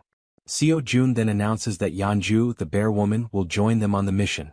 She nervously thanks him for the opportunity and says it's a pleasure to meet everyone. Concluding the meeting, Seo Jun tells them to prepare for tomorrow morning. The group, filled with determination, agrees to the mission without question. Afterward, Seo Jun calls Toji and Moon aside for a private conversation in the hallway, leaving them feeling uneasy. He reassures them not to worry, saying it'll only take a moment. Under the full moon in the hallway, Seo Jun asks if they know why he called them there. Both Toji and Moon look startled, unsure of what he's referring to, though deep down they might have an idea. The two were caught off guard by the sudden question and visibly startled. Toji hesitated and admitted he wasn't sure, while Moon spoke up, asking if it had something to do with the powers they had recently acquired. June smirked sarcastically and replied, "Yes, it's about your powers." He went on to explain that both of them had awakened abilities this time, leaving them shocked at how perceptive their leader was. Seo Jun explained further, revealing that Moon's newly obtained ability was teleportation. This excited Moon, who was eager to learn how to use it. As for Toji, his ability was named Knight of Steel, which left him curious about what it could do. Jun's expression shifted to one of seriousness as he considered the situation. He realized he needed to understand how both their abilities worked before they embarked on the mission the next day. Deep in thought, he opened the system screen to analyze their progress. He issued a mission to both of them: demonstrate their newly awakened abilities within 1 hour. The reward for success was increased strength, while the penalty for failure was having to sleep in the corridor. The system confirmed the mission parameters, and Jun found himself intrigued by these team-oriented challenges. As Jun mulled over the situation, Toji, unable to contain his enthusiasm, called out, asking if it was true that he had awakened a new ability. Jun confirmed with a nod. Toji's excitement was palpable. Snorting with exhilaration, he exclaimed how great it was, but then asked about the Knight of Steel ability, curious about its specific capabilities. Jun explained that it allowed Toji to summon a steel suit of armor and a halberd. Before Toji could ask further questions, since he was used to wielding a baseball bat, a blue light suddenly materialized beside him. The light was Moon's teleportation ability activating. In an instant, Moon vanished, leaving Toji stunned by how quickly he had picked up the skill. For a few seconds, Jun and Toji exchanged wide-eyed, speechless glances, both trying to process what had just happened. Moments later, Moon reappeared in the corridor, slightly wobbly as he landed. Looking down at his hands, Moon's face lit up with excitement as he marveled at the functionality of his power. Clenching his fist, he declared, "With this power, rescuing my grandmother will be a breeze." The system notified Seo Jun that Moon's confidence had increased, along with a rise in his loyalty. Overcome with gratitude, Moon bowed deeply to Jun, thanking him for everything he was doing. The gesture took Jun by surprise. After a moment, Jun urged Moon to pause and carefully assess the situation. "Even though you've managed to use your powers," Jun explained, "going to your grandmother's house right now is impossible." Moon, puzzled, asked why that was the case. Jun patiently elaborated that there was no guarantee he could fully control his ability, even though it had worked once. "It's possible you just got lucky," Jun said, causing Moon to lower his head in disappointment at the realization that rescuing his grandmother would have to wait. Jun reassured him, saying, "For now, we'll figure out the maximum range of your teleportation and determine if there's any penalty for using it multiple times." Moon nodded silently in agreement. As the conversation continued, they noticed something unusual happening down the corridor. Turning to investigate, they saw a knight clad in gleaming steel armor wielding an enormous halberd. Toji's eyes widened in amazement as he realized the sheer magnitude of his power. Ecstatic, he couldn't help but comment on how well the ability suited him. The system then notified Jun that Toji's confidence and loyalty had also increased. While Toji celebrated, swinging the halberd to test its weight, Jun called Moon over. Pointing toward a nearby building, Jun asked if Moon could test his teleportation by attempting to reach it. Moon studied the building carefully, gauging the distance and calculating the effort it would take to make such a leap on only his second try. Finally, he turned to his leader and said, "I'm not sure I can make it, but I'll try." The system presented a new mission: teleport to the rooftop of Building 113 within 3 minutes. The reward was an improvement to Moon's teleportation ability, while the penalty for failure was having to sleep outside. While focusing intensely, Moon positioned his hands in a stance resembling a Kamehameha to channel his energy for teleportation. In the background, Toji cheered him on enthusiastically, offering words of encouragement and telling him he could do it. After aligning his thoughts and gathering his energy, Moon opened his eyes. In that instant he vanished once again, enveloped by a burst of blue light. The force of his ability was so intense that Toji instinctively shielded himself from the shockwave. Moon reappeared on the rooftop of the other building, landing in a dramatic superhero pose. However, his face contorted in pain, and his eyes turned completely white. From his new vantage point, Moon felt a wave of relief knowing the teleportation had worked. Looking across at his friends, he waved to ensure they saw him and shouted that everything went as planned. The system notified Jun, confirming that Moon had successfully completed the mission. Seo Jun let out a sigh of relief and smiled, praising Moon for his impressive and quick mastery of the ability. Moon, still waving happily, basked in the moment. But suddenly, without warning, Moon's strength gave out. His eyes rolled back and he collapsed unconscious on the rooftop, leaving him vulnerable. Both June and Toji froze in shock, their previous excitement quickly replaced by concern. Everything had been going so well, until it hadn't. Acting swiftly, June used his ability to summon a servant, bringing Moon's unconscious body back to their corridor. Moments later, they laid Moon down in one of the beds to let him recover. "Is he going to be okay?" Toji asked anxiously. June, studying the system's readout, reassured him, "Yes, he's just unconscious. The teleportation ability took a lot out of him." He explained that with enough rest, Moon would be fine. The system confirmed that Moon was healthy and in a deep sleep. June added, "This probably happened because he's not used to using the ability yet." Relieved, Toji sighed and said he was glad to hear it. June then shifted the focus. "Now it's your turn," he said, surprising Toji with the sudden declaration. "Wait, my turn?" Toji asked, caught off guard. The system displayed Toji's mission: perform 100 push-ups and 100 squats while wearing the steel armor. The time limit was 10 minutes and the reward was increased strength. The penalty for failure? Sleeping outside. Without hesitation, Toji began the exercises, starting with the push-ups. Clad in his heavy steel armor, every movement required an incredible amount of effort. Sweat poured down his face and dripped onto the floor as he pushed himself to the limit. Determined, he moved on to the squats, completing the second half of the mission with gritted teeth and unwavering resolve. When he finished, Toji stood tall, exhausted but triumphant, shouting, "Mission accomplished. I did it." The system confirmed his success, notifying June that Kang Deoksu, Toji, had completed the mission. Breathing heavily, Toji leaned against the wall to catch his breath while June observed him, impressed. With a body like his, so athletic and resilient, it's no wonder he has such endurance, June thought to himself. Suddenly, the system displayed a new message, something June had never seen before. "What's this?" June muttered, his eyes narrowing at the unexpected notification. As he studied the screen, Toji asked, "Is that really all for the mission?" June nodded, smiling warmly. "Yes, great job. You can go rest now."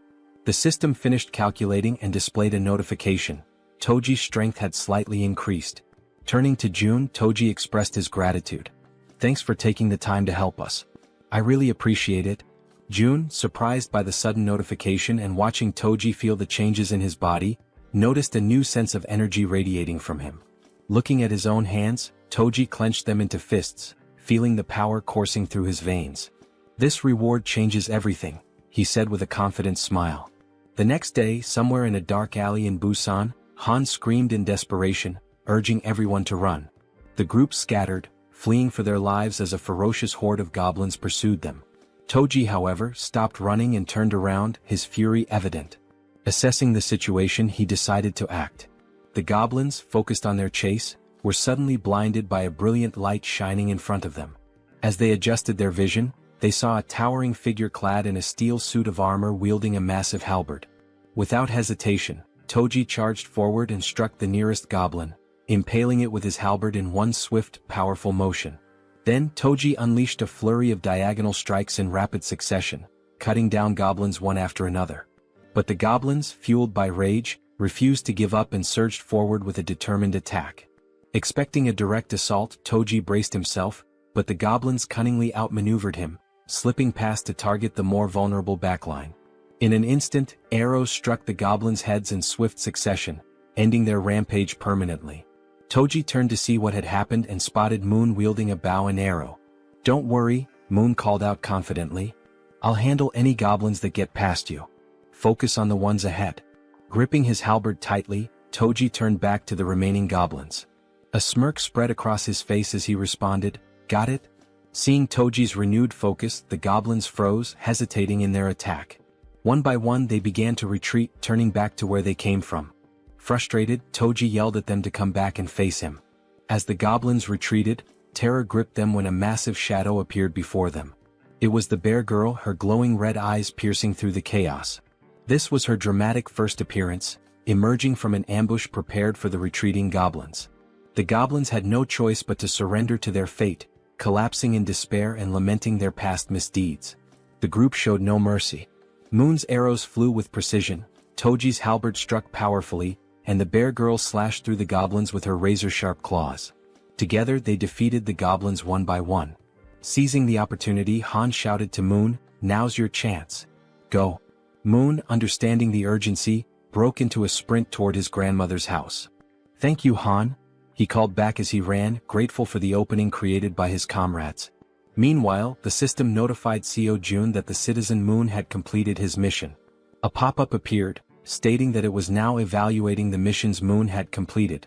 Back in the comfort of his room, Seo Jun sat with his ultimate eyes ability activated, observing the system screen while slurping on cup noodles. The system pinged again, declaring the evaluation complete and awarding him 132,966 won, which was deposited into his Shutin's wallet. Jun paused mid-bite, stunned by the reward. This time it was actual money. Returning to his meal, Jun reflected on the situation. When Toji completed his mission, the reward had been strength, suggesting that additional rewards were now randomized. It makes sense, Jun thought. The missions are getting harder, so the rewards should scale with the difficulty. The system chimed again, confirming that Moon had completed all the missions available to him for the day. It also announced it would begin evaluating the rewards for Moon's completed tasks. The assessment concluded instantly. Still savoring his noodles, Jun grinned and said, "All right, let's see what the reward is." The system congratulated him for hitting the jackpot. For those unfamiliar, it clarified that a jackpot is the maximum prize accumulated in games of chance like slot machines or lotteries. Reading this, Seo Jun froze, momentarily stunned. Paralyzed with anticipation, he stared at the screen, waiting to see what incredible reward the jackpot would bring. Still staring at the system notification, Jun remained frozen in shock, his cup noodles stuck in his throat as he tried to process what the jackpot could possibly be. Then the system displayed the reward, a skill point granted as part of the jackpot. Upon reading this, Seo Jun's lips curled into a satisfied smile. This was perfect. He could choose exactly where to use the point. Back on the streets, Moon sprinted toward his grandmother's house at such an incredible speed that a faint blue aura trailed behind him. As he drew closer, exhaustion crept in, sweat dripping down his forehead. His mind raced with anxious thoughts. What if something had happened to her? Upon arrival, the house came into view, a small, simple home, completely unprotected against monster attacks. There were no barriers, no fortifications, just an ordinary house standing vulnerably amidst the chaos. Moon didn't hesitate. He rushed to the door and pushed it open, but a deep fear clawed at his chest. Frantically, he dashed through the house, checking every room as he called out, "Grandma, where are you?" Then he reached the bedroom. His eyes widened in shock. There she was, lying on a futon mattress, peacefully asleep, far calmer than Moon had ever imagined she would be. Cautiously, he approached, gently placing a hand on her shoulder. "Grandma," he whispered, shaking her lightly, hoping for any sign of response. Slowly, her eyelids fluttered open. Her voice was faint and drowsy as she murmured, "Who is there?" She reached out, her frail fingers brushing against his hand. "Moon, is that you?" And at that moment, ninjas cutting onions must have passed through the room, because Moon's vision blurred as he choked up, his chest tightening with overwhelming relief. Tears streamed down his face. His body trembled as he sobbed uncontrollably, overwhelmed by the sheer relief that she was still alive. Unable to hold back, he threw his arms around her in a warm, desperate embrace, whispering apologies between his sobs. "I'm sorry, Grandma. I'm so sorry it took me so long to come back for you." Despite his tears, the old woman smiled kindly and patted his back. "You're such a brave and kind boy, Moon. I knew you would come for me." At that exact moment, a system notification appeared in front of Seo Jun. Moon's loyalty had reached 100. Moon was now officially registered as a vassal. The number of available vassal slots had increased. Jun squinted at the system window in confusion. "Huh? What's this?" Apparently, reaching a certain level of trust unlocked an additional vassal slot. The system then displayed his current vassals. Choi Hyungjin aka Fatty, level 20, Moon level 30, and Kang Deoksu aka Toji level 25. Scratching his chin, Jun was taken aback. "Wait, so I can level them up too?" Curious, he decided to check how much it would cost to upgrade Moon's level. He tapped the plus symbol next to Moon's name. A new notification popped up. Insufficient funds to level up. Then another window appeared, showing the required amount. 100 million won is needed to upgrade vassal Moon to the next level. Jun's jaw nearly hit the floor. His hands clenched into fists. 100 million won? His face twisted in frustration as he rubbed his temples. That's insane. Just for one vassal? With a sigh, he ran a hand through his hair and lightly punched the table. I'm sorry, Moon, he muttered under his breath. I'll make it up to you by assigning you missions every single day. At that moment, a noise snapped June out of his thoughts, his senses going on high alert. The elevator was moving. His brow furrowed. Who the hell could that be? His comrades were still out in the streets, fighting goblins. Narrowing his eyes, he activated Ultimate Eyes. His pupils darkened as his vision extended, scanning the entire building. Two people stood outside one of the apartment doors. A man and a woman. The man carried a box on his shoulder, while the woman knocked on the door, asking if anyone was inside. Something felt off. Their expressions weren't exactly friendly, and their dark under-eye circles hinted at exhaustion or something more sinister. June immediately recognized the apartment. Inside was Fatty's wife. From the other side of the door, she hesitated. Hearing the knocking and voices, she called out cautiously, "Who is it?" Assuming it was urgent, she made a quick decision and opened the door. Standing there was the young woman, who greeted her with a bright smile. "Hello," she said cheerfully. "I'm Kim Dabin." Then she gestured toward the man beside her. "And this is my younger brother, Kim Miho."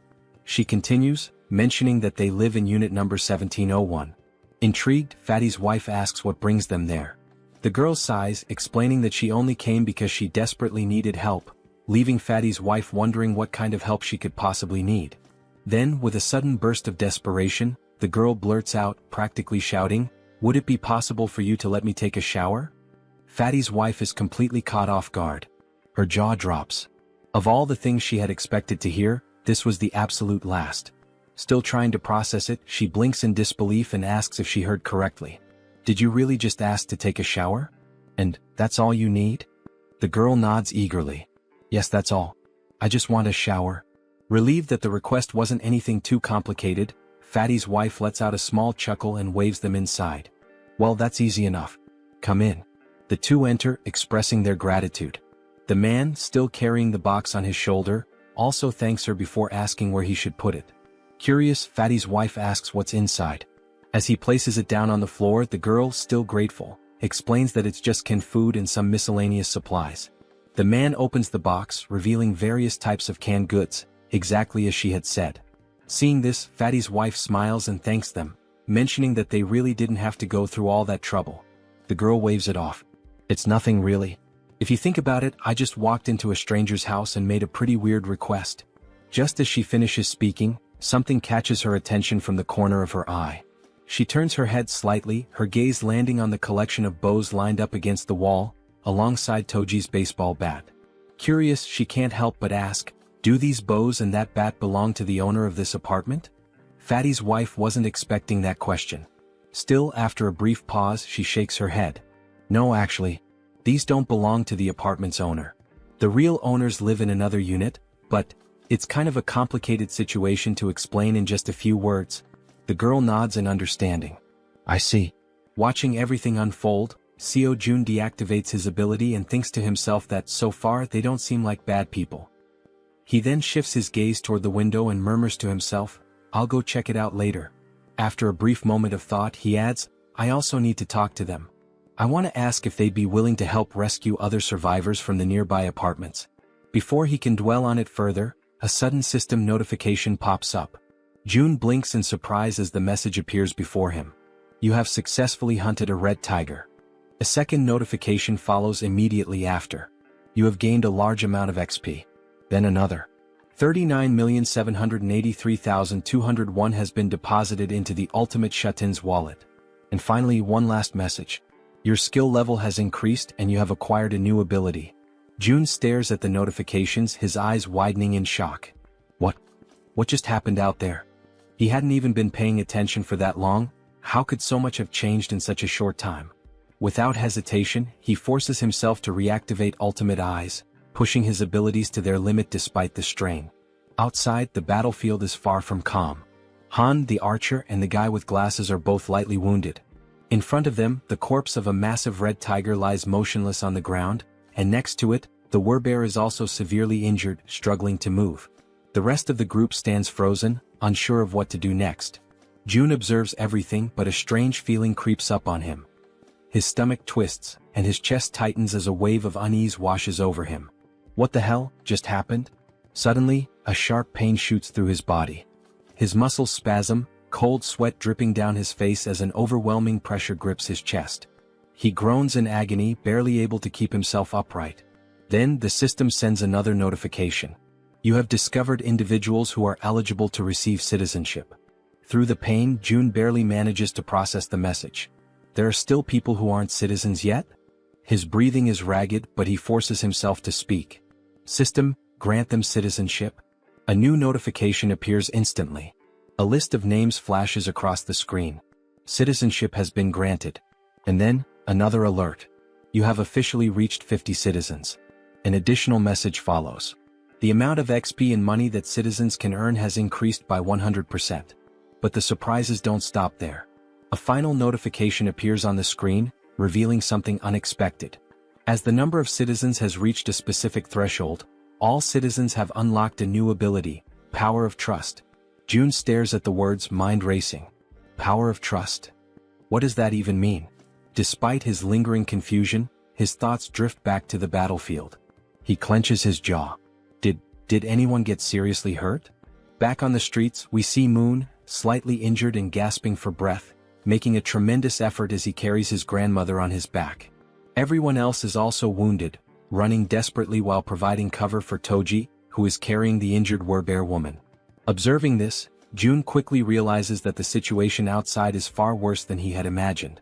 And of all people to be seriously hurt, it had to be the werebear.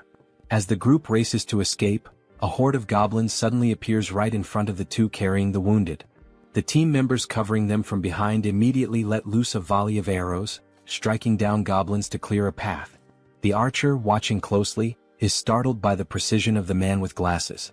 How the hell did you pull that off with a single shot? She asks, eyes wide. The man looks just as confused. I honestly have no idea. As they continue running, the archer suddenly realizes something. For some reason, my body feels lighter. Han, running beside her, nods in agreement. Yeah.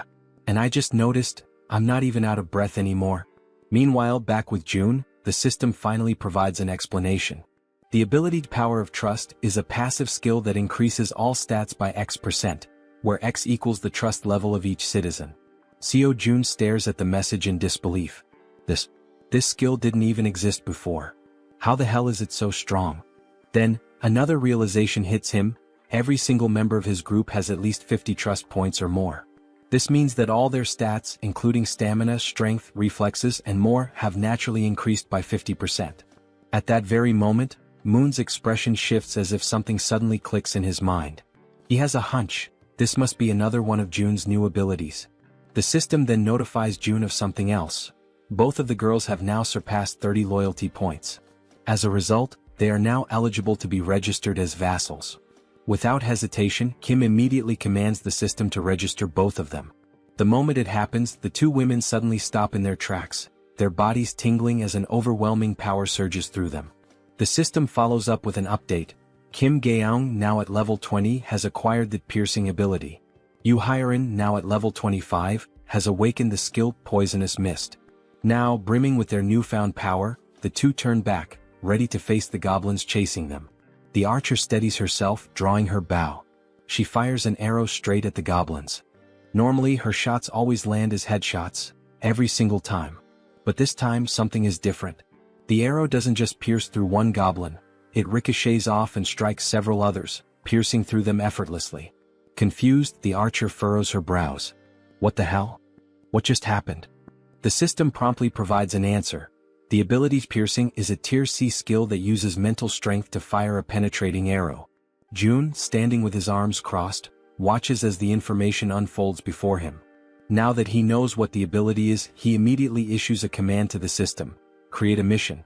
A new quest pops up. The archer must use Piercing to hunt 10 goblins within a 10-minute time limit. Reward: increased piercing proficiency. Penalty for failure: fatigue. As he processes this, June shifts his attention to the other ability. Unlike Piercing, this one seems far trickier.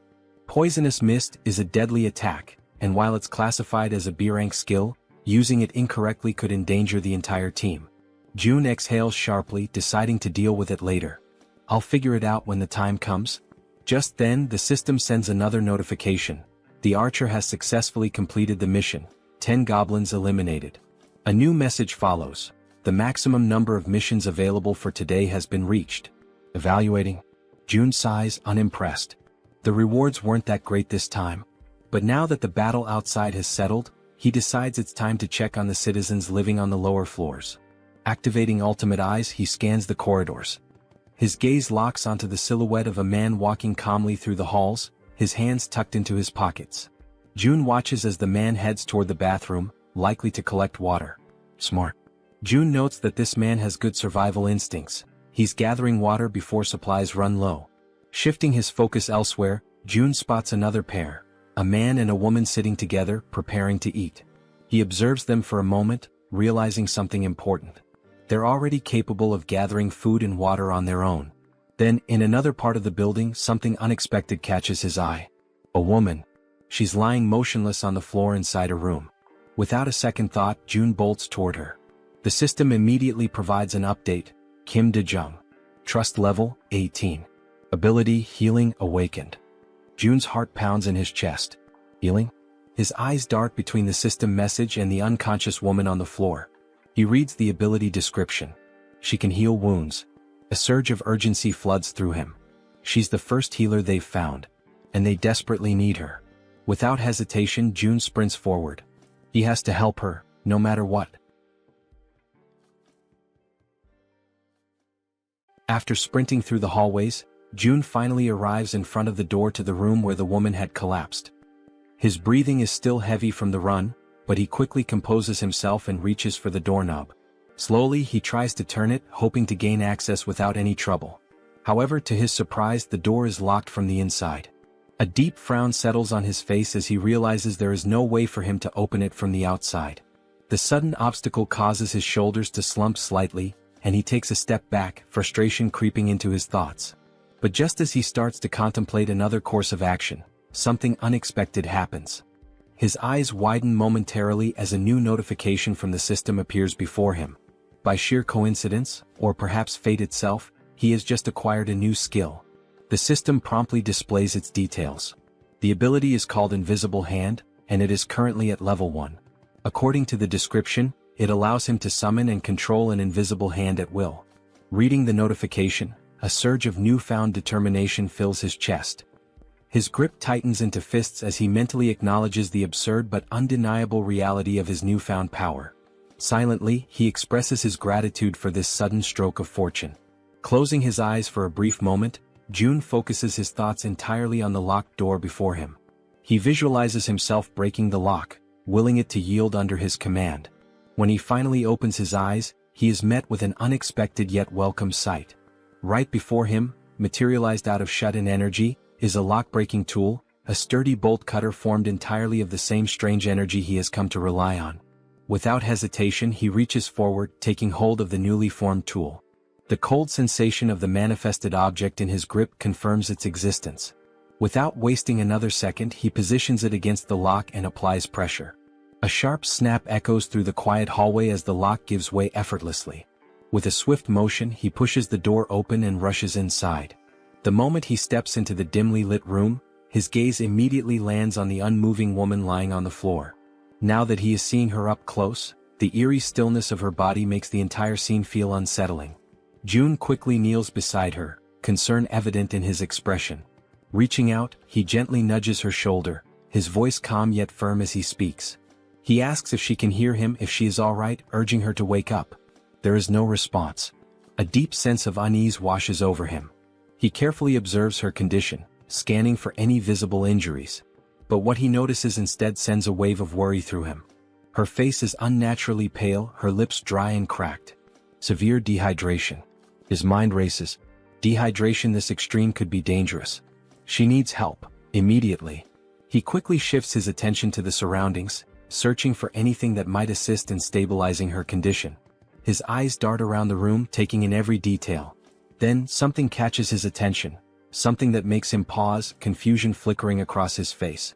There is water in the room. Yet, despite the presence of water, she is still in this critical state. It makes no sense. The contradiction unsettles him, sending a cold shiver down his spine. Glancing back at the woman, he forces himself to push aside the troubling thoughts. Now is not the time to question the situation. The priority right now is saving her. A sudden idea forms in his mind. Without hesitation, he opens the system interface. There is a chance this might work. June quickly assigns her a mission, a simple yet crucial task. The mission objective: breathe. The reward: immediate recovery from dehydration. The system processes the command, deducting 10,001 as the cost for activating the mission. Almost instantly, a soft blue aura begins to envelop the woman's body. June watches intently, his pulse quickening as the energy works through her. Then faint sounds escape her lips, a weak, breathy noise, but a clear sign that she is beginning to stir. Relief floods through him. It worked. Slowly, her eyelids flutter open, her gaze hazy and unfocused. A blurred silhouette of a figure stands before her, a voice reaching her ears, asking if she is awake. Her mind struggles to process the situation. Her voice, weak but laced with confusion, manages to form a question. Who is he? And why is he in her room?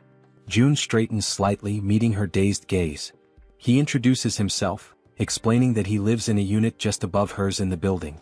She blinks, her expression still foggy with exhaustion. The information doesn't seem to register right away. Still lying on the floor, she questions him again, her voice laced with uncertainty. How did he get inside? June, seeing no reason to hide the truth, states it plainly. He tells her that he saw she was unwell and decided to enter, by force breaking the door open to reach her. A moment of silence lingers between them. Then her breath hitches. Her expression shifts as realization dawns. Without warning, tears begin streaming down her face. And yet she does not say a word. She simply cries as if the weight of everything she had been enduring had finally caught up with her. She raises her hands to her face, wiping away the tears in an attempt to hide her crying. Her shoulders tremble slightly as she struggles to compose herself. June, watching her closely, immediately senses that something is wrong. There is an uneasiness in the way she reacts, something beyond just exhaustion or confusion. Taking a deep breath, he calls her name, Kim De-jung, his voice firm yet gentle. As she slowly pushes herself up from the floor, still visibly shaken, he speaks again. He apologizes for being so abrupt, for barging into her life so suddenly, but he makes it clear that he needs her help. There is urgency in his tone, something that makes her pause despite her lingering distress. Now sitting upright, her tear-filled eyes meet his, though her expression remains guarded. Her lips, still cracked from dehydration, barely part as she listens to him speak. June wastes no time in explaining, one of his allies is severely injured. The words seem to take a moment to register. De-jung slowly turns her body toward him, staring as if trying to process what he just said. Silence stretches between them. She blinks, her mind racing, trying to make sense of his words. His ally? Someone severely injured? Why is he telling her this? She doesn't understand, she doesn't even know this man. Panic begins to rise in her chest. He wants her to save someone? Why her? Doubt and fear intertwine within her thoughts. Her hands tremble slightly as she lowers them to her lap. It seems impossible, an absurd request thrown at her out of nowhere. He's putting his faith in the wrong person. And then another realization strikes her like a bolt of lightning. How does he know she's a nurse? Her breath catches. She has never told him that. No one in this building should even know. A wave of unease washes over her, yet at the same time, something about the way he speaks, the way he asks for help, doesn't feel threatening. There is no malice in his words, no ill intent in his eyes. Still hesitant, still uncertain, she makes a decision. She has to see for herself. Slowly she turns to face him completely. Though suspicion lingers in her gaze, she swallows down her doubts and agrees to help. Her voice, though weak, carries a firm resolve as she asks where exactly she is supposed to go. June doesn't answer right away. Instead, he opens the system interface, his fingers moving swiftly across the translucent screen in front of him. He asks her to wait just a moment. He assigns her a mission, one that instructs her to use healing magic to cure the wounded werbear. The mission comes with a 1-hour time limit, a reward labeled as improved, and to his relief, no penalties. His eyes flicker with determination as he reads the details. He must save the werbear no matter what. Turning back to De-jung, he tells her that for now she should rest. He will personally bring the injured person to her. He then instructs her to find something to help with her own dehydration. But De-jung, already overwhelmed, barely has time to process his words before something utterly impossible happens. From seemingly nowhere, oranges begin to materialize in midair. Her eyes widen in pure shock, her breath hitching as she watches several bright oranges fall from the void and land in front of her. For a long moment, she simply stares, her mouth slightly open, completely stunned. Then, snapping out of her daze, she frantically raises a shaking finger, pointing at the fruit on the floor. "What is this?" Her voice trembles as she demands an answer. June, realizing how bizarre this must seem to her, quickly apologizes. But Dejung isn't satisfied. Her heartbeat pounds in her ears as she watches more oranges drop into existence. Where are these coming from? How is this happening? What kind of person is this man? Before she can demand further explanations, June simply turns his back to her. A slight smirk plays on his lips as he tells her, he'll explain everything later, once things have calmed down. And with that he walks away. Leaving her still kneeling on the floor, still staring in disbelief, he exits the room with a final request. He reminds her that she is still weak, that her body needs to recover, and he asks, no, insists, that she prioritize her own rest. As soon as June is gone, Dejung lowers her gaze to the scattered oranges. Slowly she reaches out, picking one up. The texture, the weight, the coolness against her fingertips. It all feels real. She squeezes the fruit gently, expecting it to vanish like an illusion, but it remains solid in her grasp. A shiver runs down her spine. What is this? Still overwhelmed, she hesitantly mutters to herself, wondering if she's dreaming. Because never, in her life has she seen anything like this before. Meanwhile, June wastes no time. He rushes back to his shut-in apartment, moving with quick, determined strides. His mind is already focused on helping his allies outside as fast as possible. The system chimes with a notification. The healer's trust level has increased. He stops for a brief moment, narrowing his eyes at the message. She hadn't trusted him before. That much was obvious. But now, it seems like her perception of him has changed, even if only slightly. Still, it isn't enough for him to let his guard down. Trust takes time. And honestly, he can't blame her. If someone broke into his home out of nowhere, he wouldn't trust them either. Shaking his head, he steps onto the balcony, his gaze drifting downward. His thoughts remain heavy, but as he looks out toward the streets below, something makes his entire body freeze. His blood runs cold. A massive, ferocious red tiger is charging through the streets, its powerful limbs propelling it forward with terrifying speed. And it's chasing his allies. June's breath catches as he sees his companions below, running for their lives. Desperation is evident in the way they scramble to escape, but the monstrous beast closes in on them, its deadly fangs gleaming under the dim light. Then, as if things couldn't get any worse, its piercing eyes fixed on its targets, its muscular body moving in perfect synchrony as it hunts his team. A wave of panic washes over June. This isn't just a dangerous situation. This is a massacre waiting to happen.